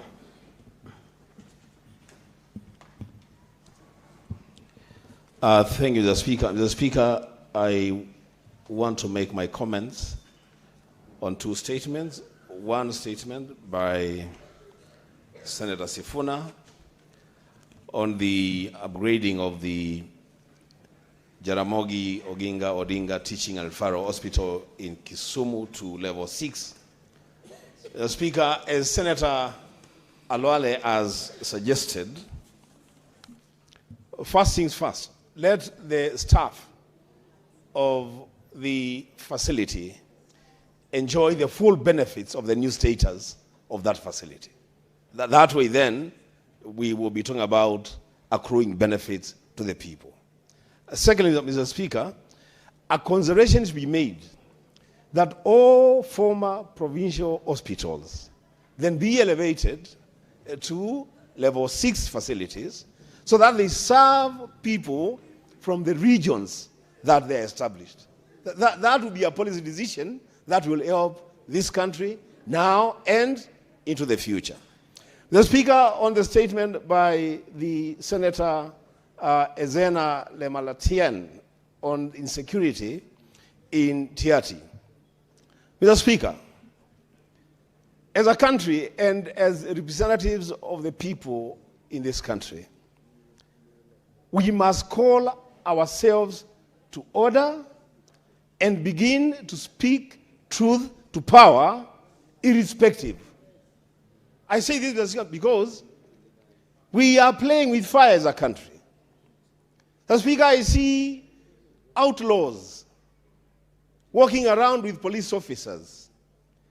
And for as long as that is happening for the convenience of a political side, it is okay. The Speaker, I want to bring to the attention of this House, and I wish the Senator for Tana River was here. A few weeks ago, bandits in Tana River killed an officer commanding a police station. Now, the Speaker, if OCSs are not safe in the hands of bandits, who is going to be safe in this country? Now, Speaker, that issue of bandits in Tiati, in other regions in this country, is a matter that should prick our conscience and make us act swiftly. Now, Speaker, on the matter of my friend, my colleague, my brother, Senator Sifuna, allow me to say this, Mr. Speaker. This Senate is producing a star in the name and character of Senator Sifuna. I want to ask my brother not to look back, to soldier on. The future. Senator Muthama. Thank you, Mr. Speaker, for giving me this opportunity to contribute to the statements. One, the statement from Senator Onyonka Kisii about delayed of salaries for county workers. Mr. Speaker, this is a big problem in almost all the counties, because like in the county of Machakos, the county assembly of Machakos staff has not been paid for months now. And Mr. Speaker, I have employees of Machakos who are employed, and they have appointment letters, and I've done a statement in this Senate, which has really been delayed to be discussed, who were employed in Machakos in 2023, and to date, they have not received even a single salary. And they go to work every day. Mr. Speaker, I don't know what's really happening with the counties, because they receive money, and we fight for the monies for the counties in this Senate so much, and they receive this money and they do other things with them. And the staff who are serving in the counties, who are enabling the governors to deliver, they are never paid money. These people are living in rented houses. They have children to take to school. They have children to take to hospital and buy food. And I don't know what the governors are thinking about this stuff. Mr. Speaker, this should stop. And I think as a Senate, as a House which defends the counties, we should do something about the staff of the counties. Two, on the statement from Senator Ezena about security. Mr. Speaker, I don't know why we should not have security in this country. Some people are living like they are not living in Kenya, and like there's no government in Kenya, and yet they should be protected. The law is very clear, and the Constitution is very clear, that every citizen of this country has a right to be protected by the government. And so when we are hearing of these killings and insecurity, we wonder, where is the government? What is the government of Kenya doing about its citizens? We need security. Every Kenyan's life counts. And we should not hear of Kenyans being killed anyhowly. Thank you, Mr. Speaker. Senator Agenda. Thank you, Mr. Speaker. Mr. Speaker, I wish to comment on the statement by the Senator for Kisii, Senator Onyonka, on the question of delayed salaries. Mr. Speaker, as has been stated, Mr. Speaker, it is common ground that counties are struggling with two things. Mr. Speaker, most counties with the ability to raise on-source revenue are not able to live up to the standards expected of them. But number two, Mr. Speaker, as a consequence, we have delayed salaries out of delays of remittances from the exchequer, but also out of, Mr. Speaker, certain frameworks that are not clear to understand, Mr. Speaker. Mr. Speaker, of particular concern, Mr. Speaker, and I relate to the statements by the senator. We have a county, Mr. Speaker, like Kisumu, my county, number 42, where, Mr. Speaker, county workers have not been paid for 2 months. And it is only, Mr. Speaker, after the county workers union negotiated with the county that they were able to pay a salary of 1 month. That exposes, Mr. Speaker, the workers not only to suffering, but to embarrassment because they are unable to meet basic needs, Mr. Speaker. Mr. Speaker, most counties are also unable to pay crucial workers, Mr. Speaker. In my own county, Mr. Speaker, we have village admins who have not been paid by the county for over 2 years and who now have a court case against the county that remains unresolved. Mr. Speaker, counties must hire only labor that they can afford. And that is a framework of oversight, Mr. Speaker. Mr. Speaker, lastly, a category of workers that have suffered in the counties are the community health providers. These are in the periphery of those who have been neglected by most counties, though they earn only an allowance of 2,500 shillings. We need, Mr. Speaker, to rise up and legislate to create an obligation on counties to provide some form of remuneration to community health providers so that they are also able to contribute, because they play a big role, Mr. Speaker, in helping our communities and in upholding primary and preventive health care in our counties. I thank you, Mr. Speaker. Senator Mutinda. Thank you, Mr. Speaker. And I want to comment on the statement by the Senator of Nairobi in regards to the elevation of the Jaramogi Oginga. Mr. Speaker, what catches my attention is on what the committee should address. One of the key issues being that the staff have not been confirmed officially as parastatal employees, Mr. Speaker. Mr. Speaker, first of all, for a hospital to be upgraded to level 6, it has done what it needs to be done for it to be at that particular level, with the aim of ensuring that the people from these particular regions, apart from the Kisumu, but even the adjacent regions, can be able to maximally get the referral services that they need. Mr. Speaker, last month before we embarked on our recess, through the Committee of Finance that I serve, we were able to put 8.9 billion through SIGA for UHC workers, Mr. Speaker. And with that effort, a matter that had also been brought to my Committee of Health that I serve as well, on the arrears of our UHC workers and the other issues of them not being able to be absorbed at the county level on permanent and pensionable terms, Mr. Speaker. Mr. Speaker, you find that these issues are repeating themselves. And I would want to urge all the 47 governors. The Senate has done its part in ensuring that these funds are available through SIGA so that our UHC workers' arrears are sorted. But at the same time, our UHC workers also deserve an employment that is permanent and pensionable. They've served this country diligently, especially from the time of COVID, Mr. Speaker.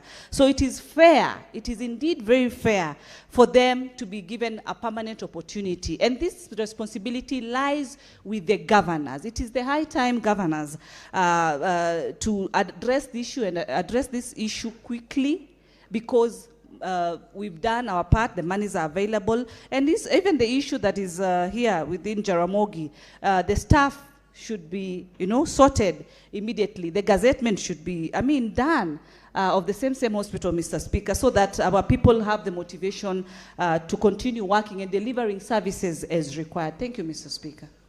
Senator Kajwang.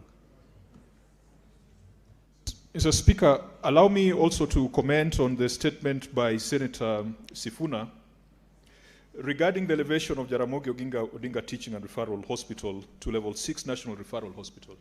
Mr. Speaker, I want to thank Senator Sifuna for raising this. This is truly what a national leader does, that you don't just raise matters relating to your backyard. Mr. Speaker, it was with great pride that we, the leaders from Nyanza region, received news that that particular facility was to be upgraded to a level 6 hospital. This statement request, I believe, should add value and should fast-track the transition process and should not be used to criticize that very historical move. Mr. Speaker, since independence, there is no space that has exposed marginalization more than the medical space. Mr. Speaker, since independence, most of the level 6 hospitals in Kenya have been concentrated within 50 miles of the capital city of Nairobi. Before Jaramogi Oginga was added as a level 6 hospital, the level 6 hospitals we had in Kenya was Kenyatta National Hospital here in Nairobi, Mathare Hospital here in Nairobi, Spinal Injury Hospital here in Nairobi, Nakuru Level 6 Hospital not too far from Nairobi, and KU Teaching and Referral Hospital in Kiambu. Mr. Speaker, the elevation of Jaramogi Oginga should not be the end. We must also see a level 6 hospital in the coast region, a level 6 hospital in the western region, in all regions of Kenya. Mr. Speaker, we welcome this. because it will enhance financing for healthcare. For a long time, people from Homa Bay, people from Kisumu, Siaya, and that particular area, we've been going to Eldoret. And when you have a sick parent who has to go for cancer treatment, or who has to go for advanced dialysis, or advanced care, and you have to go to a foreign town, Mr. Speaker, you realize that the cost of taking care of the patient is almost equal to or exceeds the cost that the patient pays in hospital. Mr. Speaker, I want to welcome this move, that we celebrate it, and it is not something that should be politicized. When Jaramogi becomes a parastatal, we are sure that it will receive more focused attention, as opposed to when it is run as a department under the health directorate or under the health ministry. So, Mr. Speaker, I hope that as the committee prosecutes this matter, it will unlock and it will fast track this transition, and it will make recommendations to ensure that there's appropriate budgetary allocation to take care of the staff, to take care of facilities, and to see to it that whereas hospitals, level 6 hospitals like Kenyatta are getting 8 billion, we can also scale it up. But ultimately, let's ensure that all the traditional 9 regions of Kenya have a level 6 hospital, and they are not just concentrated around the mountain. Thank you, Mr. Speaker. Senator Richard Onyonka. Mr. Speaker, I wanted to, just like my colleagues have raised this issue about the medical facilities that are within our regions. The truth is, just like I've heard my brother Kajwang has spoken, it is actually, Mr. Speaker, embarrassing to have that hospital be in the condition and the state it is. But in reality, most of the health facilities in our regions are all the same.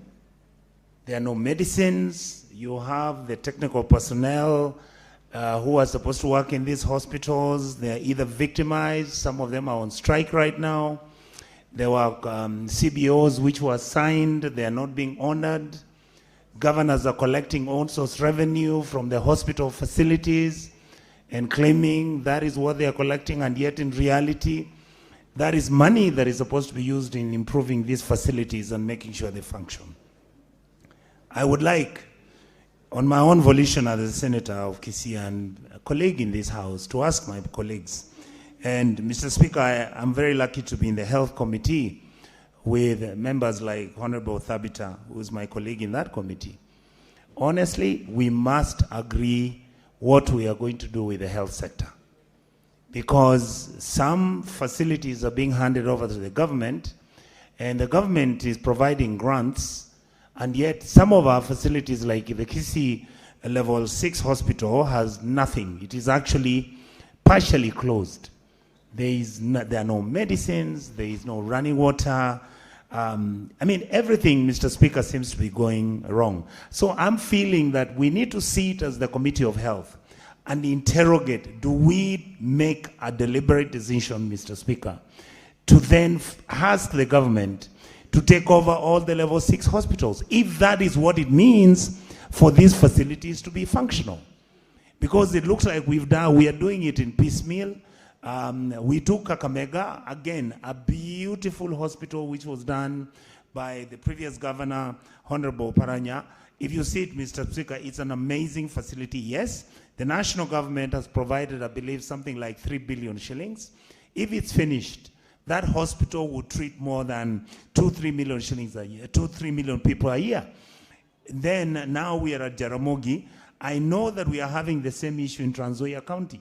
So I'm like, why don't we sit and call the governors and ask them if they are willing to relinquish the management of these level 6 hospitals with the national government and see how best that can be done. If not, because these are devolved functions, then can we sit with the governors? 1 minute, if you're not done, to conclude. Thank you, Mr. Speaker. I was saying that if we find that that is an option they wouldn't accept, then why don't we sit and ask our governors how they would want us to solve the problems? Because there are too many, and the facilities are all of them becoming dysfunctional. Thank you, Mr. Speaker. Senator Mazayo. Asante mstahiki Spika kwa kunipa nafasi hii kuchangia. Taarifa ya ndugu yetu Senator wa Taita Taveta, ndugu yangu Mwaruba. Jambo la kwanza ni jambo la kusikitisha kwamba Mkenya leo anaweza kupoteza maisha yake kwa sababu ya vitu visipojulikana, kama kusalimiana alafu unaambia umepoteza sehemu za nyeti, ambao ni jambo la ajabu. Lakini ikiwa mazingaumbwe kama hayo yako, ambao mimi naamini kwamba hakuna, kule kwetu kama Kilifi, wazee wetu wakiwa wamekuwa wazee na nyele zimekuwa nyeupe, saa nyingine pia utapata kitendo kama hicho kilichotendeka hapo Mwembe Tayari karibu na soko lile la zamani, kinatendeka kwa huyo mzee.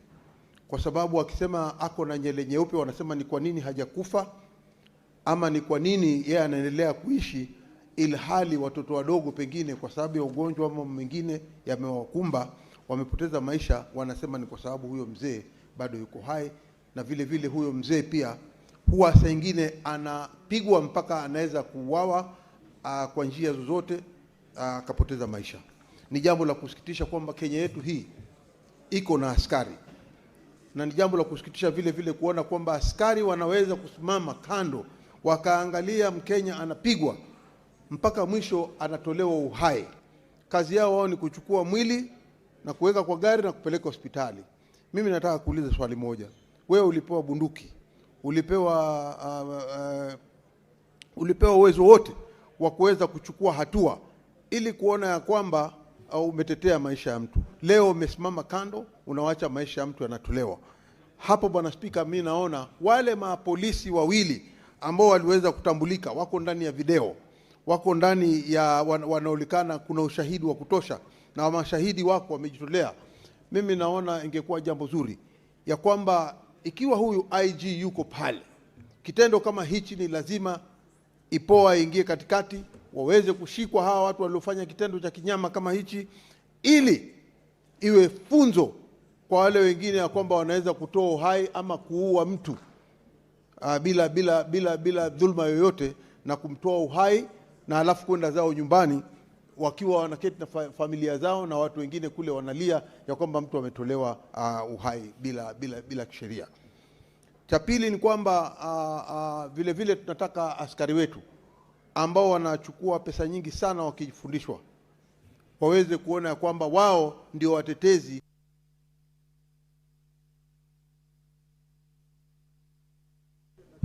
Haya, 1:30. Asante shemegi yangu.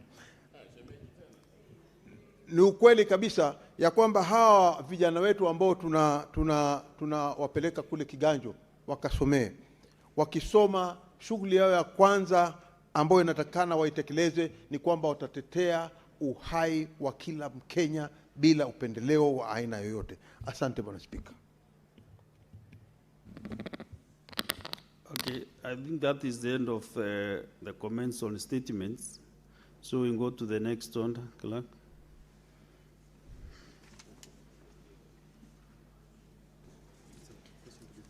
Order number 8, motion, consideration of a report of the Standing Committee on Justice, Legal Affairs and Human Rights on its consideration of a petition to the Senate by Mr. Laban Omusundi regarding the enactment of a legal framework to provide for recall of the president or a governor through a citizen initiative.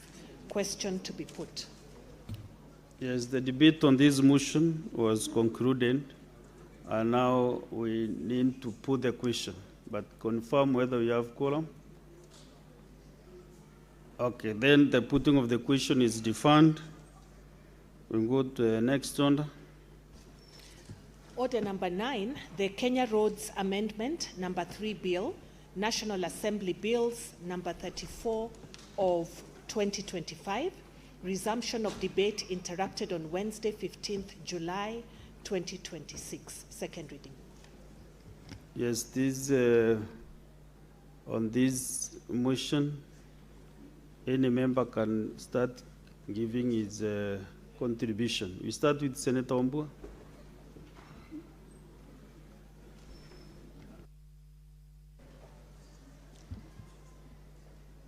Thank you, Mr. Speaker. I see the Senator for Bomet is raising an issue. I don't know what the issue would be, but I think he will approach the chair or something. But I'm wondering whether now the Senator for Kitui is the one chairing the House. But he's giving you an opportunity to raise your issue. No, I did not give you an opportunity to speak. I just said that I see him. And then also you stand up to raise that matter that you had. Proceed, Senator Wambua. Thank you, Mr. Speaker. I recognize you are not the chair. Yes, thank you, Mr. Speaker. I do recognize that I'm not the chair. So, Mr. Speaker, I want to make what I would consider important comments on this bill, the Kenya Roads Amendment Bill from the National Assembly.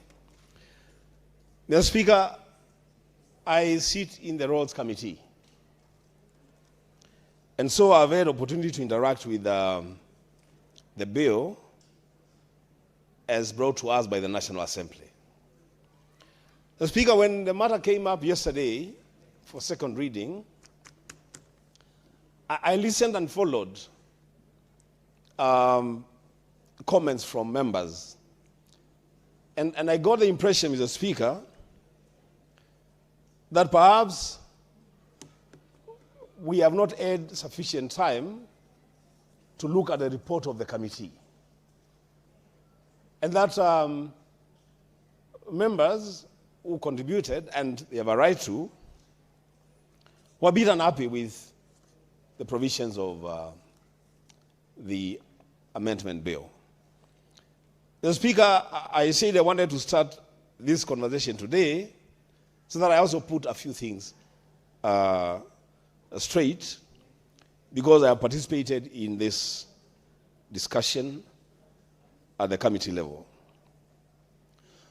First of all, Mr. Speaker, what we must all appreciate is that first the report was tabled on June 18, the last day that we were going on recess.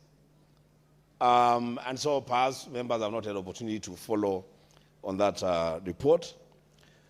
But most importantly, Mr. Speaker, is the fact that the Mother Act, the Kenya Roads Act,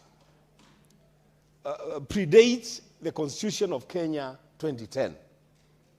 That this act was enacted before the promulgation of the new constitutional dispensation.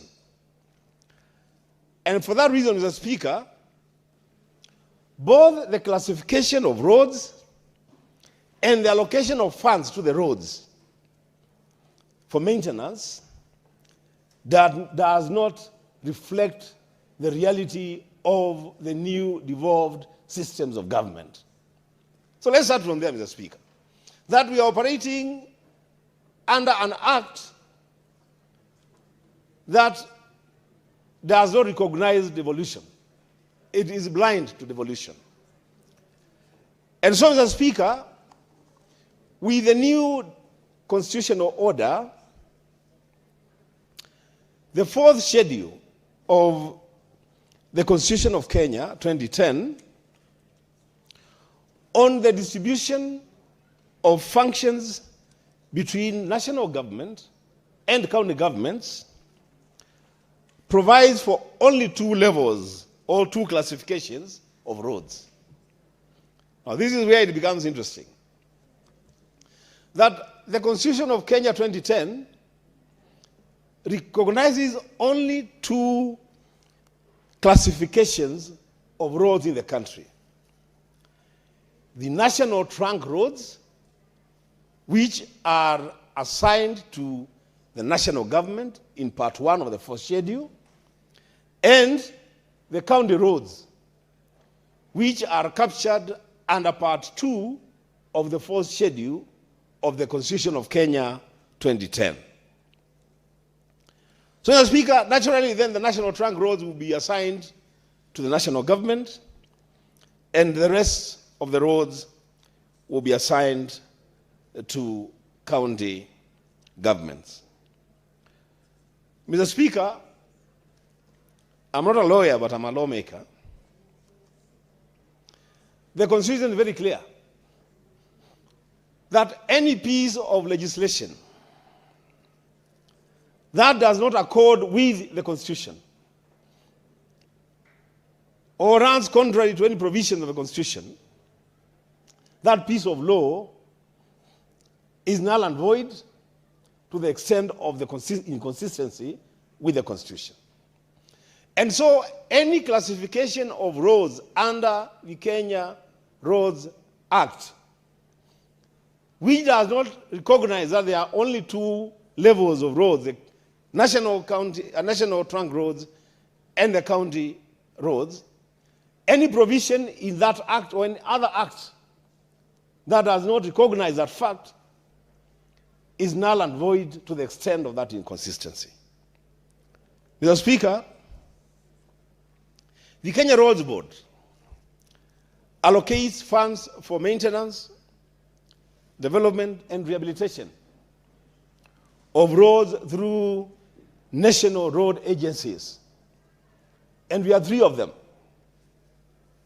We have the Kenya Urban Roads Authority, we have the Kenya Rural Roads Authority, and the Kenya National Highways Authority.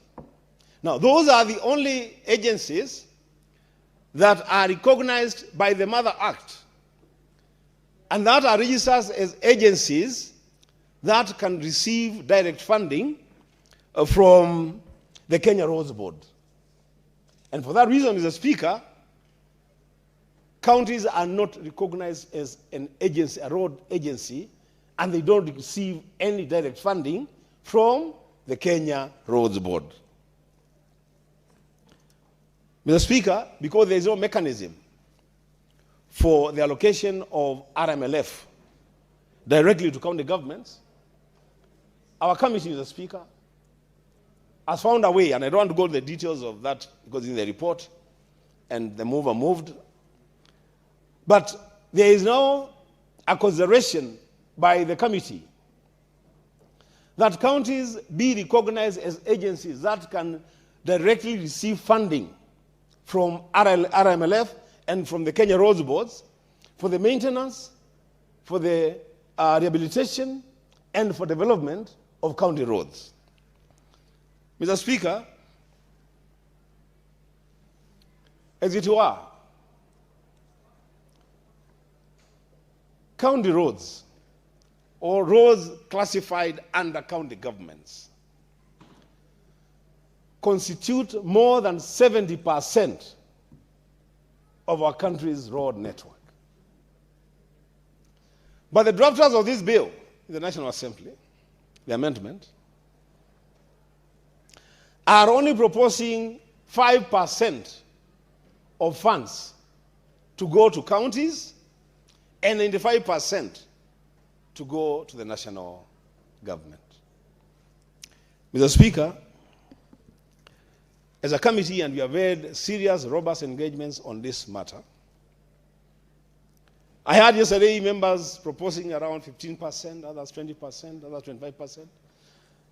Through a scientific method, Mr. Speaker, the committee is recommending 49% of the monies for rehabilitation, development, and maintenance of roads goes to county governments.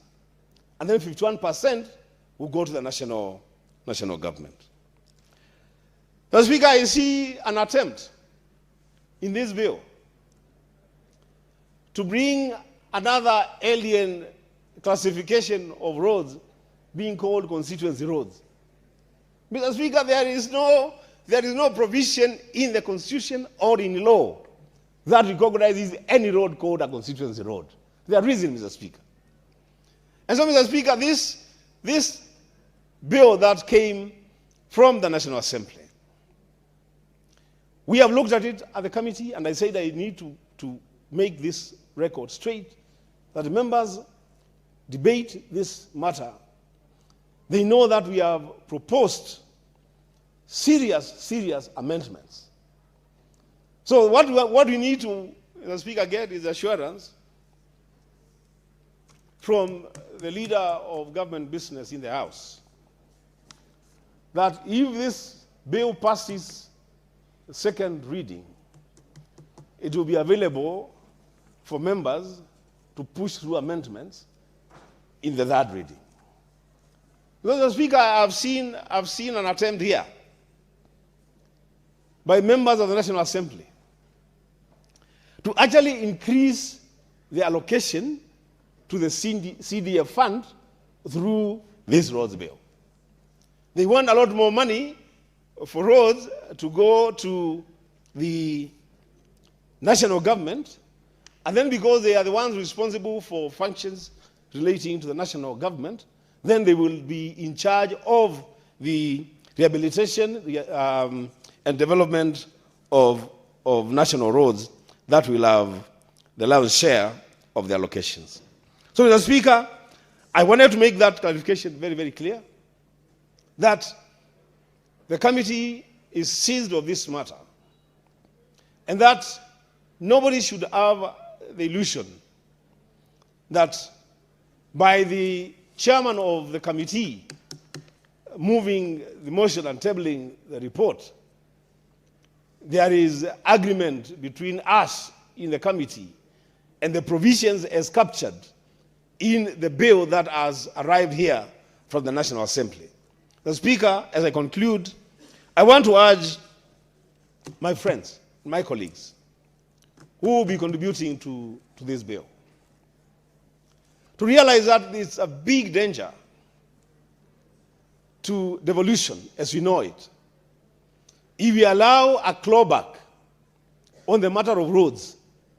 Because, Mr. Speaker, there is now evidence that even when this administration is given an inch, it wants to take a meter. We should not allow this administration to bring alien classifications of roads while we have a Senate that, under Article 96 of the Constitution, Mr. Speaker, is supposed to defend and protect the interests of counties and county governments. Mr. Speaker, if it is true, and it is true, 71% of Kenya's roads network is resident in our counties, then, Mr. Speaker, it follows without saying that a lot more allocation for the maintenance and construction and rehabilitation and development of roads, that money should go to county governments. Mr. Speaker, with those remarks, Mr. Speaker, I'll wait to see how we proceed on this debate and whether then there will be an opportunity at that reading to introduce the amendments that the committee is proposing. Mr. Speaker, I thank you.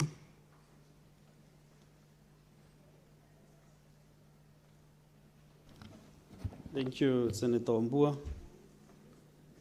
From my dashboard, there is no other senator who is interested to make any contribution to this motion. Therefore, the mover to reply, that opportunity has been defined. We go to the next order.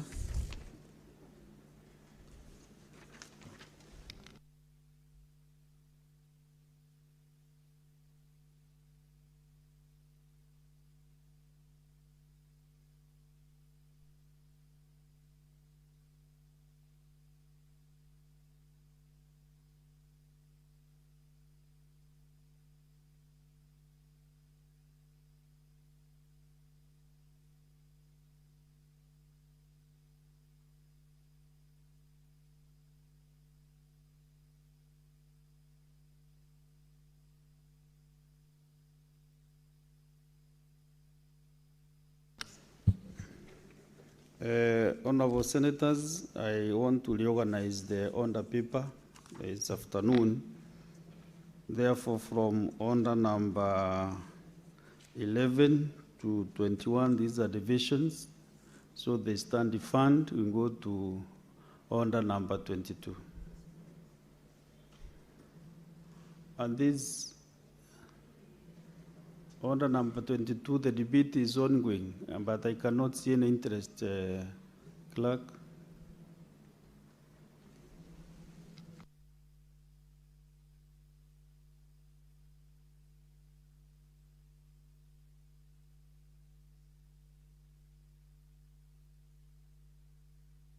Okay, proceed. Order number 22, motion, provision of IFMIS reports for county governments to the Senate. Resumption of debate interrupted on Wednesday, 15th July 2026, morning sitting.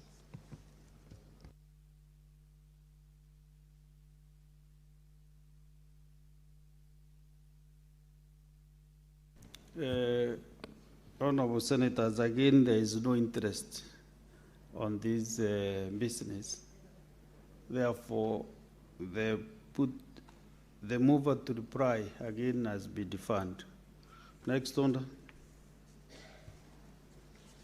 Order number 23, motion, consideration of a report of the Standing Committee on Health on a petition to the Senate by Mr. Patrick Musilu and others concerning the protection and propagation of the commercialization of the new generation Mutahi antivenom in Kenya.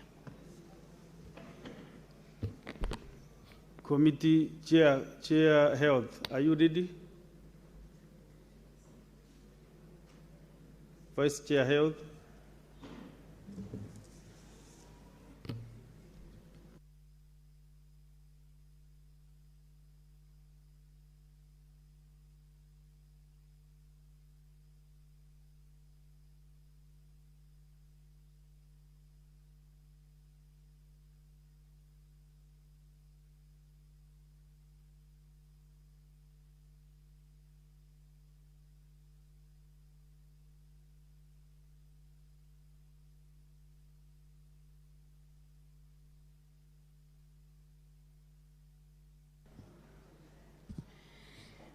Thank you, Mr. Speaker.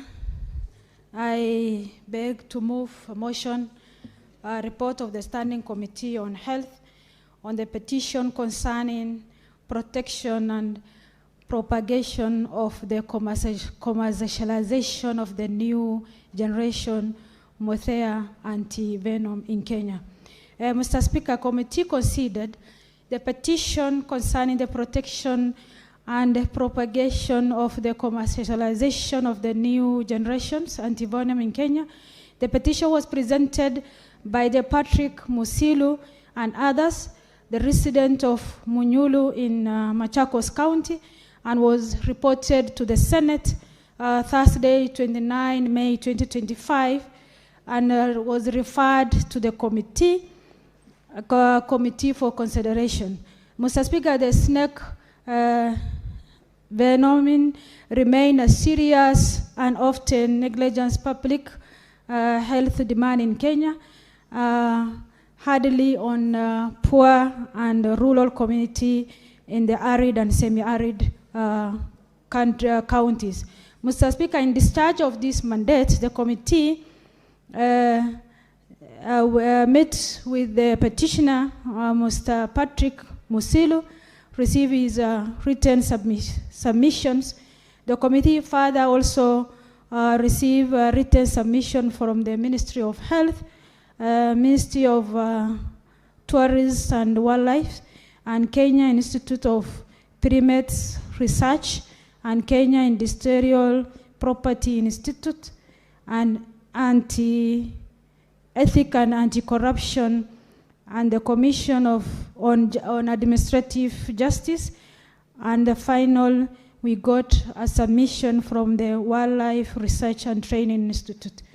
Mr. Speaker, the petitioners they have submitted, the petitioners are Patrick Musilu, Mr. Tom Babu, and Alfred Basco, describing themselves as a citizen innovator who have spent 5 years working on this new antivenom. Mr. Speaker, this traditionally called Mutahi.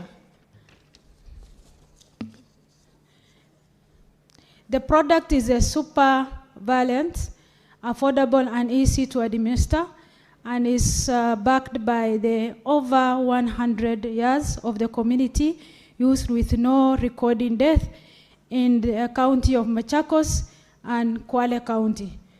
Mr. Speaker, the petitioner traced the grievance to dispute with Kenya Medical Research Institute, KEMRI, official, who in the late 2022 allegedly demanded the 100K for sample analysis while declining to assign non-disclosure or material transfer agreement. They further allegedly unlawful denial of the services, sabotage of their industrial property, and opaque collaborations between the KEMRI and Watamu-based snake farmer linked to the African snake analysis. The petitioners sought the Senate intervention to protect their rights to research, innovate, and commercialize the antivenom and to investigate alleged criminal conducted by the KEMRI and the KIPRE and narcotic. Mr. Speaker, the committee considered the petitions and the committee come up with this observation. As we have contacted the stakeholders and the petitioners, the committee observation is one, that the petitioner right to research and innovate and pursue the commercialization is protected under the Article 11, 40, and 43 of the Constitutions. And the Ministry of Health expressly welcomed the local innovations in the snake bite environment and having invited the petitioners to engage KEMRI and KPRE. Secondly, the petitioners has filed the patent protections, but application number KEP/2022/4326 elapsed upon expiry of the statutory 12-month period, while the application number KE/P/2024/4942 was abandoned for non-compliant with formality requirement. Mr. Speaker, also the committee observed that Ministry of Health confirmed that shillings 100,000 demanded from the petitioner was lawfully standard cost recovery charging applicable to all clients, not an evidence of denying of the service, and there is no credible or sufficient evidence of unlawful denial of the service through impunity or complicity of the government agency as alleged. Therefore, no basis for recommending the separate criminal engagement.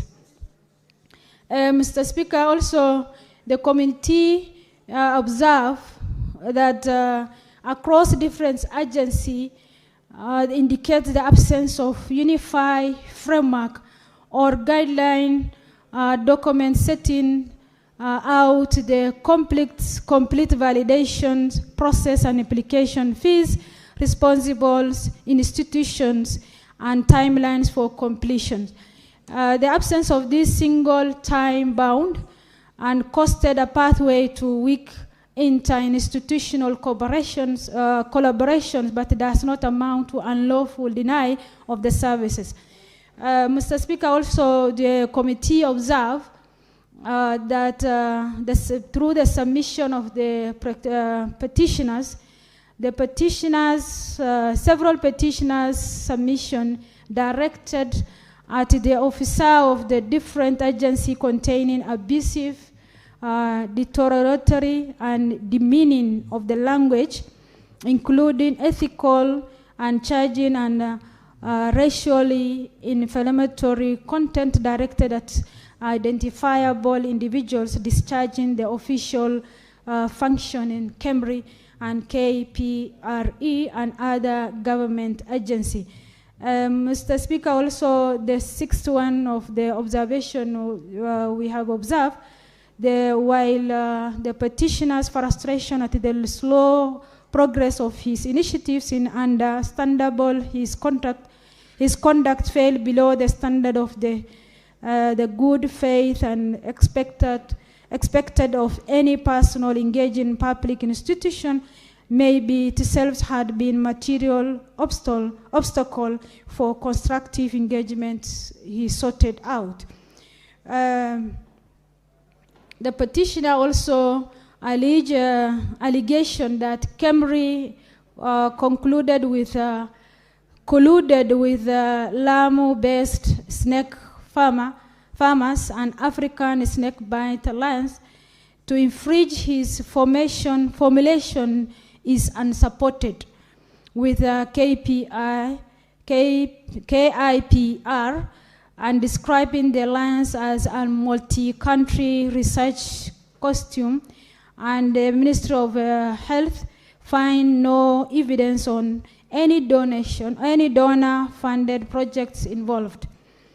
Mr. Speaker, finally, the committee make the following recommendation on the petitioner's prayer. The Ministry of Health should, within 60 days of the adoption of this report, convene a structured facilitation meeting bringing together petitioner, Kemri, KPRE, PPB, an acoustic, and finally KPI to agree and issue a single written and costed validation roadmap within a defined milestone, and name the contact officer with the aim of eliminating bureaucratics and ensuring the petitioner's product is objectively analyzed and protected. Mr. Speaker, the other recommendation which the committee recommend after listening to the consideration of the submission, the written submission, is the petitioners completed the agreed prerequisites and settled the application cost recovery fees. The Kemri and KPRE should commence a laboratory analysis and issue a written result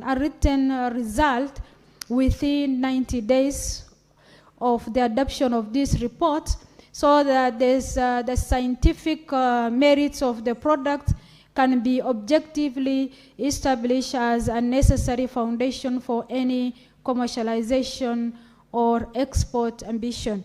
Mr. Speaker, finally, the committee, on behalf of the Standard Committee of Health, I wish to extend my gratitude and committee members of the delegates and commitment and insightful contribution throughout this inquiry. I also thank the petitioner and all stakeholders who provided available inputs during our investigations and considerations.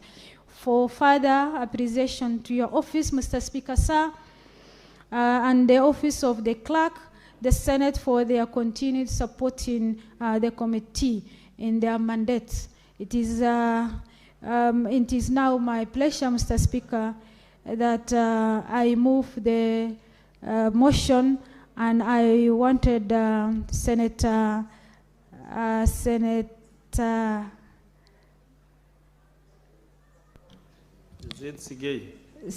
Sigei to second. Thank you. Senator Sigei.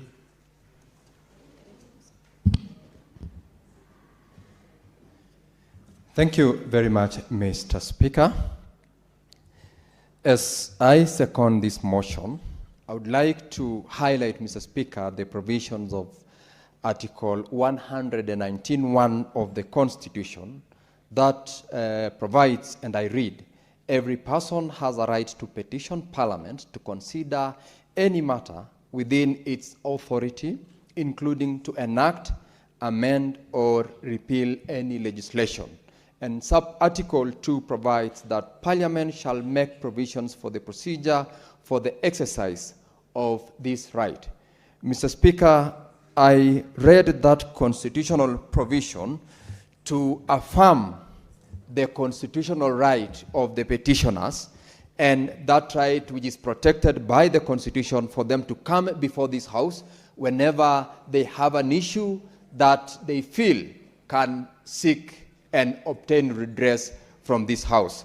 Mr. Speaker, it is on that basis that these three gentlemen, Patrick Musilu, Tom Babu, and Alfred Dosso, approached this House in form of a petition, which of course has been moved by the Deputy, or rather Vice Chair of the Committee of Health of this House, that was committed to deal with the petition as was presented by these three gentlemen. All have described themselves as citizens and residents of Wamunyu in Machakos County. And Mr. Speaker, they described themselves as innovators of a non-animal plasma antivenom who have spent 5 years working to commercialize a new generation antivenom derived from the chemically synthesized traditional mudea, also branded SBE elixir antivenom. And so, Mr. Speaker, when these three gentlemen filed the petition before the Senate, their case is clear. They are saying that we are Kenyans, we have a right to petition the House, and the basis of their petition, Mr. Speaker, is that they have over time attempted to commercialize, to register, to trademark, and to protect their right in this antivenom, which they have named Mudea. And their issue, Mr. Speaker, arose from what they described as a non-unified procedure for recognition of their inventions and innovations, and also what they termed, which of course the committee indeed confirmed, that that is a lawful charge which is provided for in law of Kenya shillings 100,000 as a fee that is payable by such kind of innovators for purposes of the process that they wanted to do, or rather to have KEMRI and other relevant government chemical agencies to deal with, giving them their innovation rights as well as the entitlement to commercialize this particular innovation. And Mr. Speaker, maybe for purposes of the general public and appreciation of this particular petition, Ukambani, which is actually the region they say they come from, is a semi-arid area. And there are quite a number of dry area wild animals, but in this case, we are talking about snakes, and they said that the kind of antivenom that they had discovered would be commercialized if they were allowed to trademark, to brand, and to be given a unified recognition for that purpose. And so in terms of the need for this particular antivenom, Mr. Speaker, it is already known and it's in the public domain that the severe bites or stings by snakes can cause tissue damage, even sometimes death, and especially where you are unable to access immediate medication or even antivenom treatment within a certain timeline.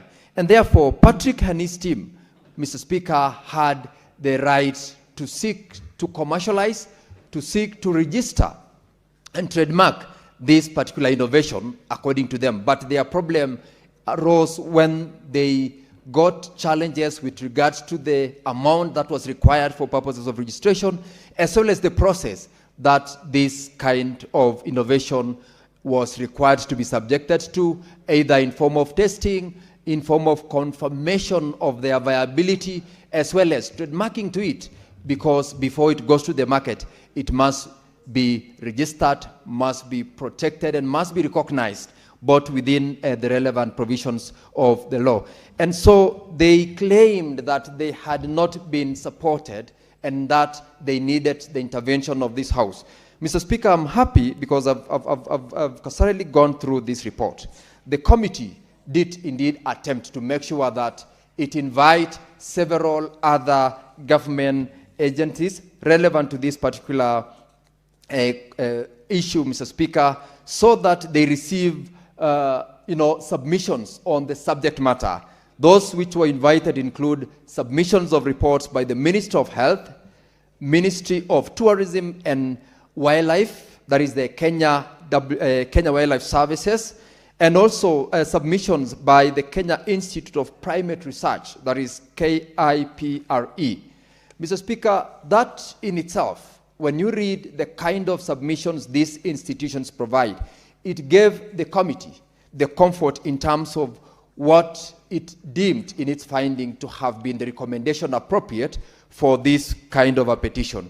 Because the committee acknowledged, Mr. Speaker, that these three petitioners' rights are protected under Articles 11, 40, and 43 of the Constitution. It found out that that particular constitutional protection was not in any way infringed by the process, the directives, and also the modules that the petitioners were required to be subjected through, including the payment of that amount of Kenya shillings 100,000 for purposes of processing their request.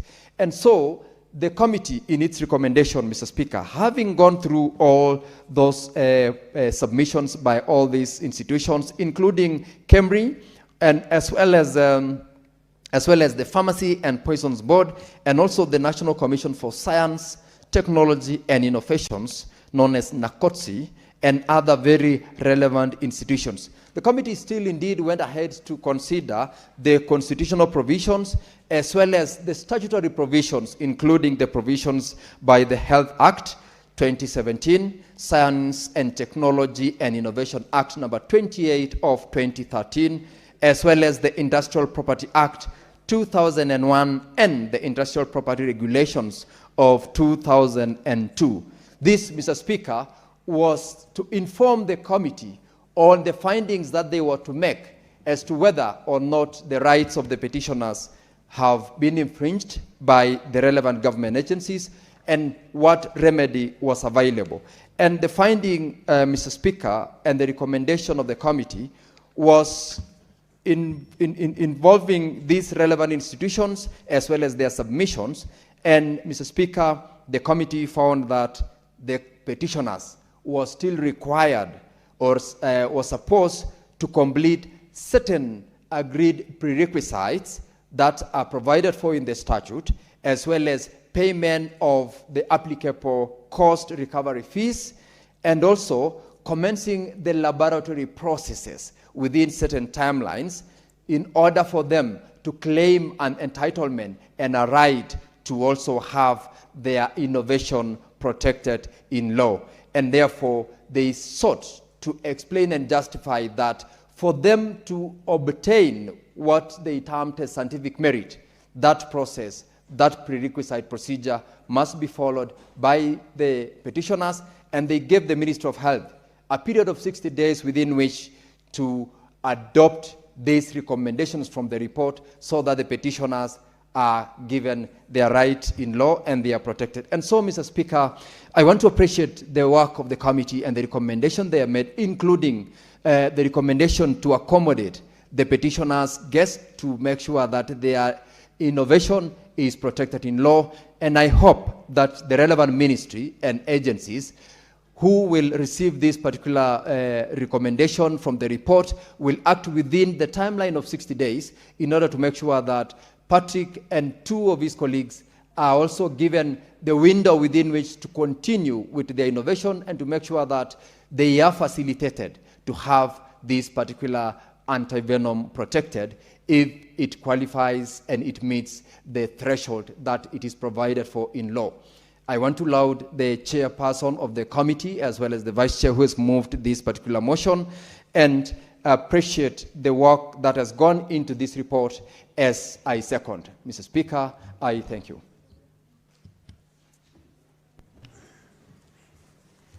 Very well.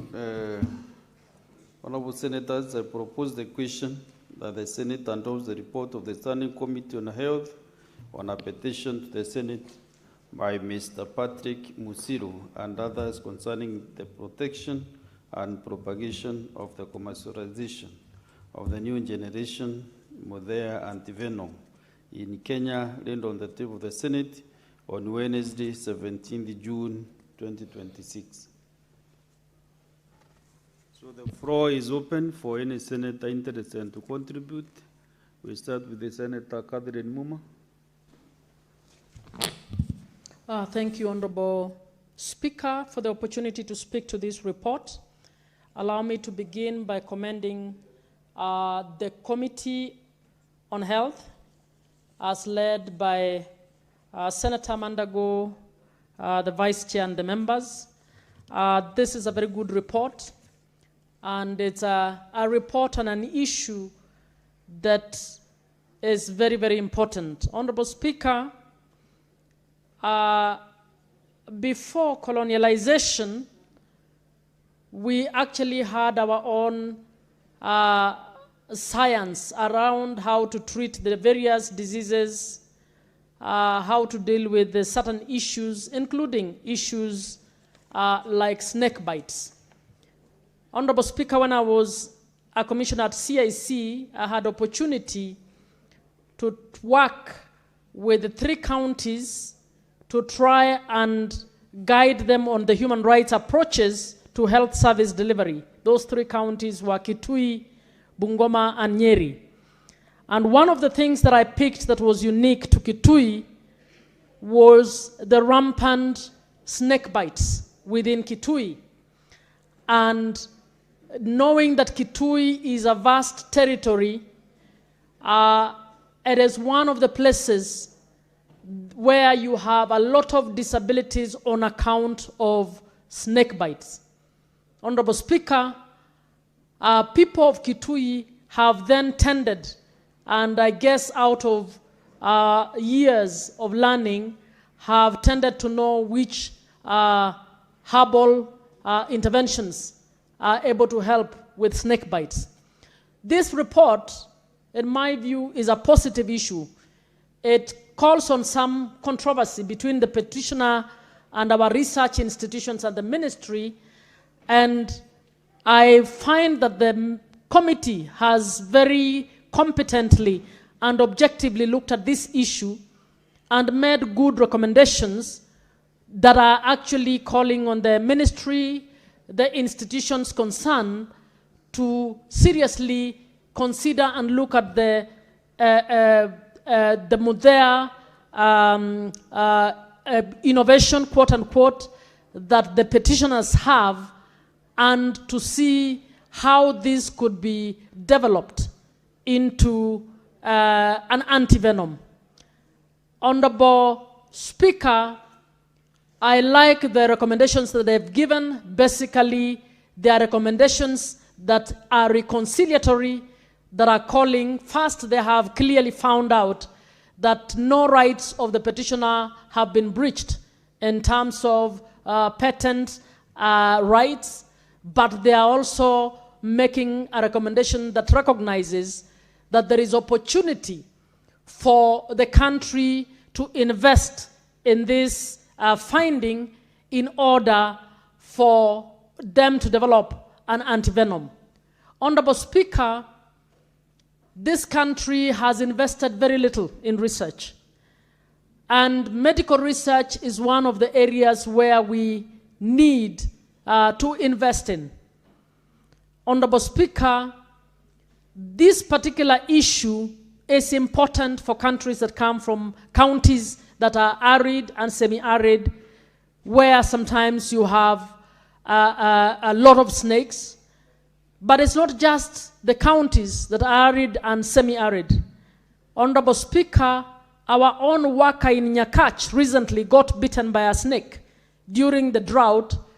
He went to a kisima, and while he was trying to get the water out, there had been a snake in that well, and he was bitten.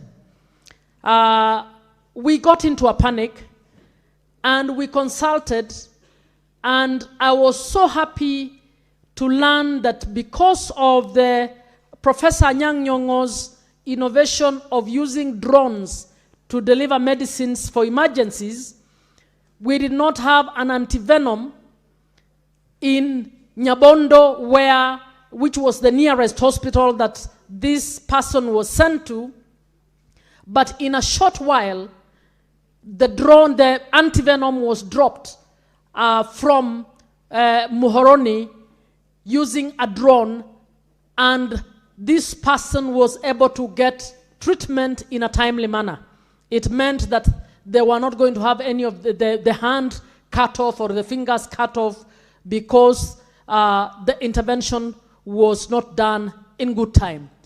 So what am I saying?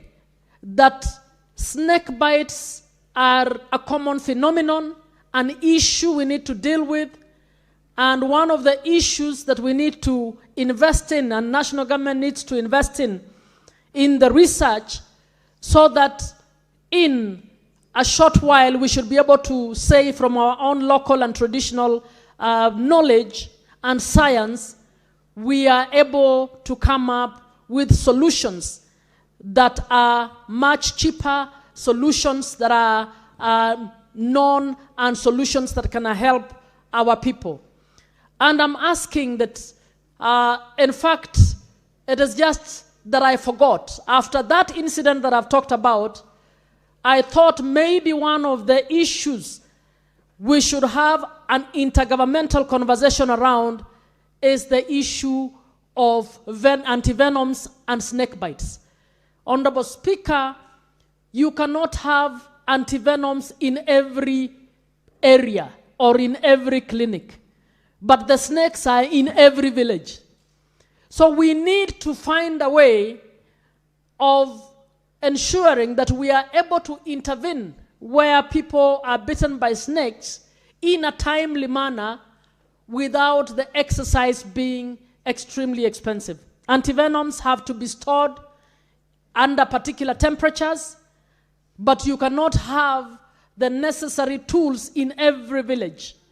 So I would want to ask that even as you're speaking, we need to find out how can we centralize, have a national and county government conversation around the issue of developing effective antivenoms, but also let us have a few key points within the regions with adequate storage facilities that are able to keep the antivenom in a potent manner so that whenever there is need to intervene, that they can actually be delivered to the places they need to be delivered to.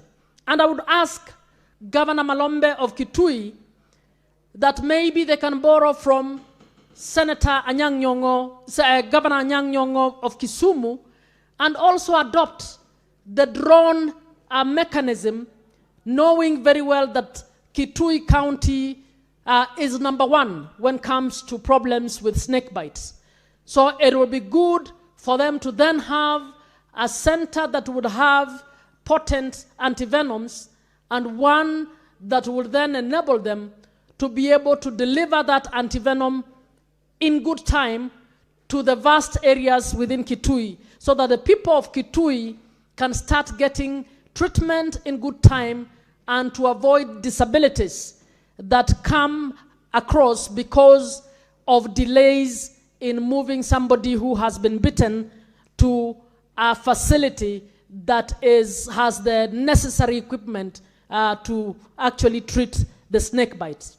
So, Honorable Speaker, I just want to congratulate the committee once more and to thank them and to indicate that the issue is not trivial. The issue is serious and is of benefit to every county in this country, and it is something that I would say you need to follow up, maybe to see whether you can have a conversation with the Minister for Health, with the relevant research institutions to work while acknowledging the role played by the petitioners, to work with them to enable this country to come up with some of our own local solutions around the snake bites.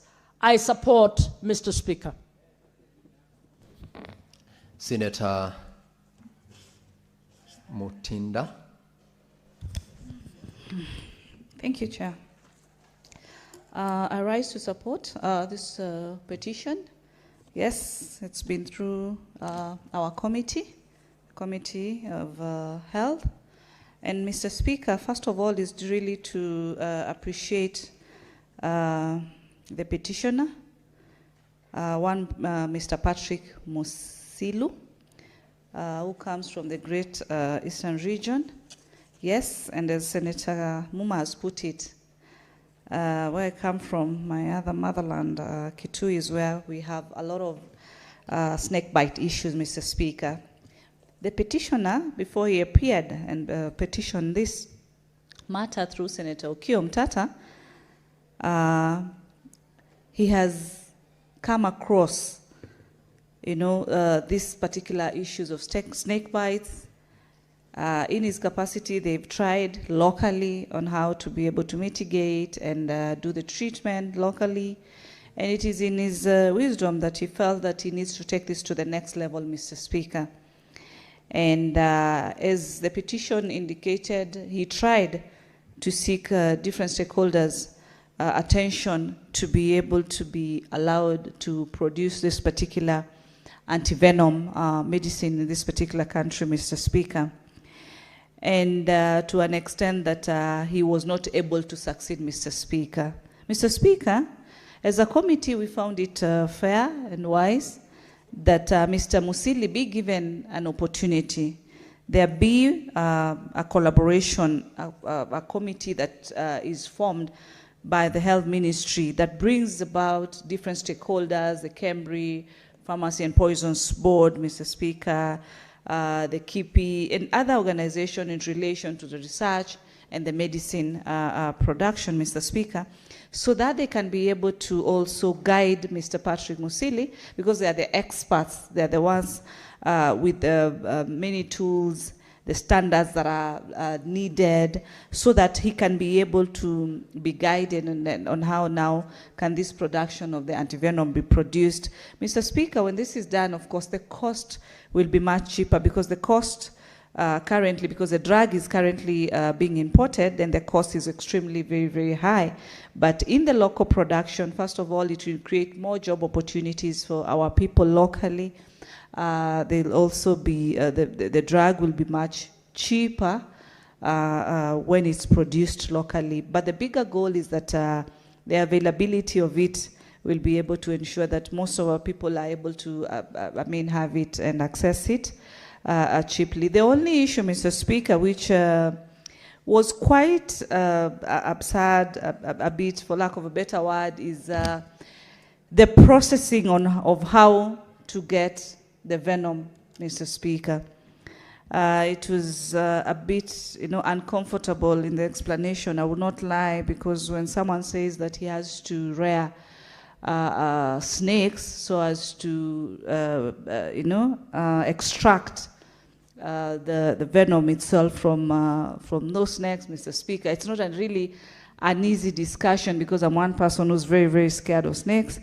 But Mr. Musili was able to communicate to the committee that this is the procedure that he's supposed to use. He's supposed to start rearing them and then be able to extract the drug or the medicine, the anti-venom medicine, directly from the snakes, Mr. Speaker. So the best we could do is to advise and recommend that through the Ministry of Health and the other stakeholders, Mr. Musili should be given audience through this stakeholder, so that he can be able to be further guided, and there be policies and frameworks that should be put in place, so that in the process of the production of this particular drug, it will be done in a way that is correct and adheres to the framework and the different policies. So with those and many of you, I really appreciate my colleagues in the committee, and I do support, Mr. Speaker.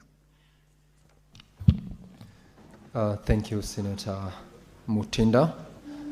There seem to be no other senator who is willing or desiring to further contribute to the petition, and I therefore call upon Senator Mariam to reply.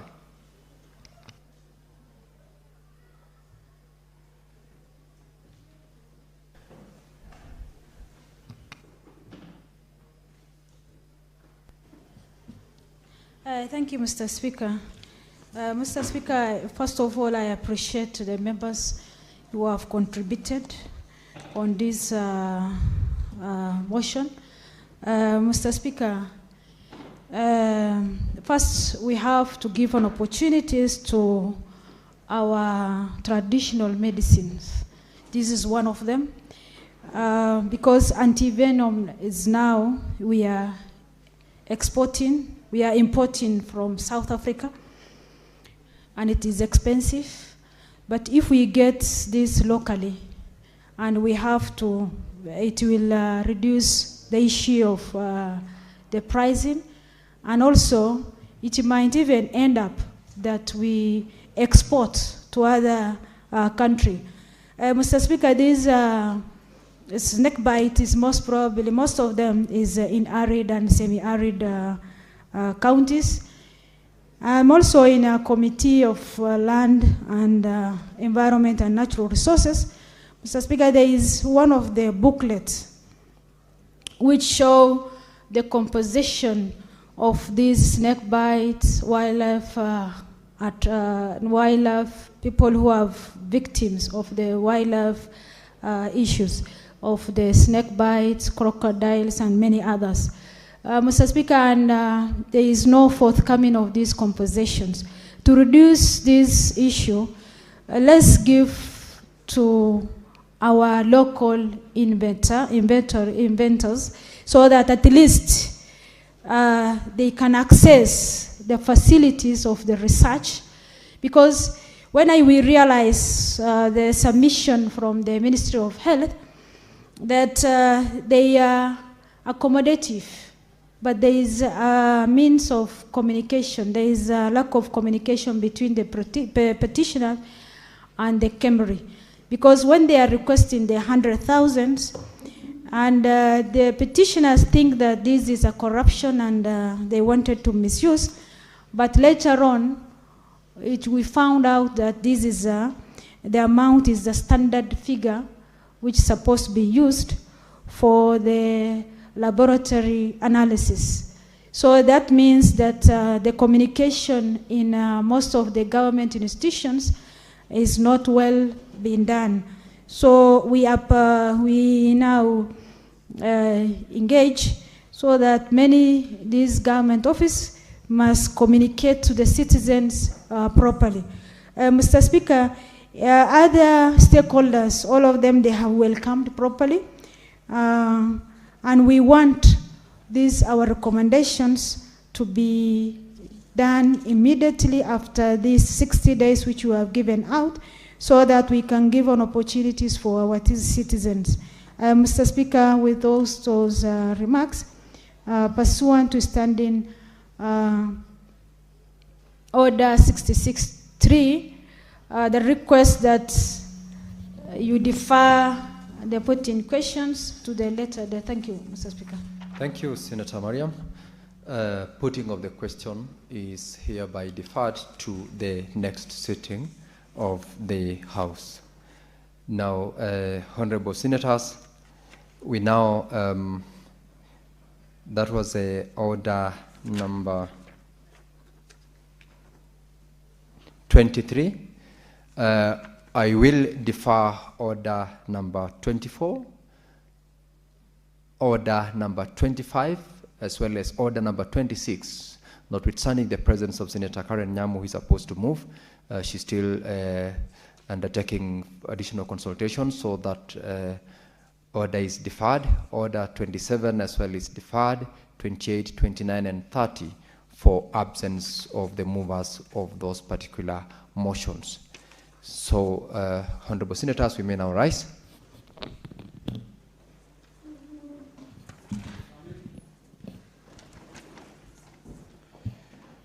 Honorable Senators, there being no other business on the order paper, the Senate stands adjourned until Tuesday, 21st of July, 2026 at 2:30 p.m.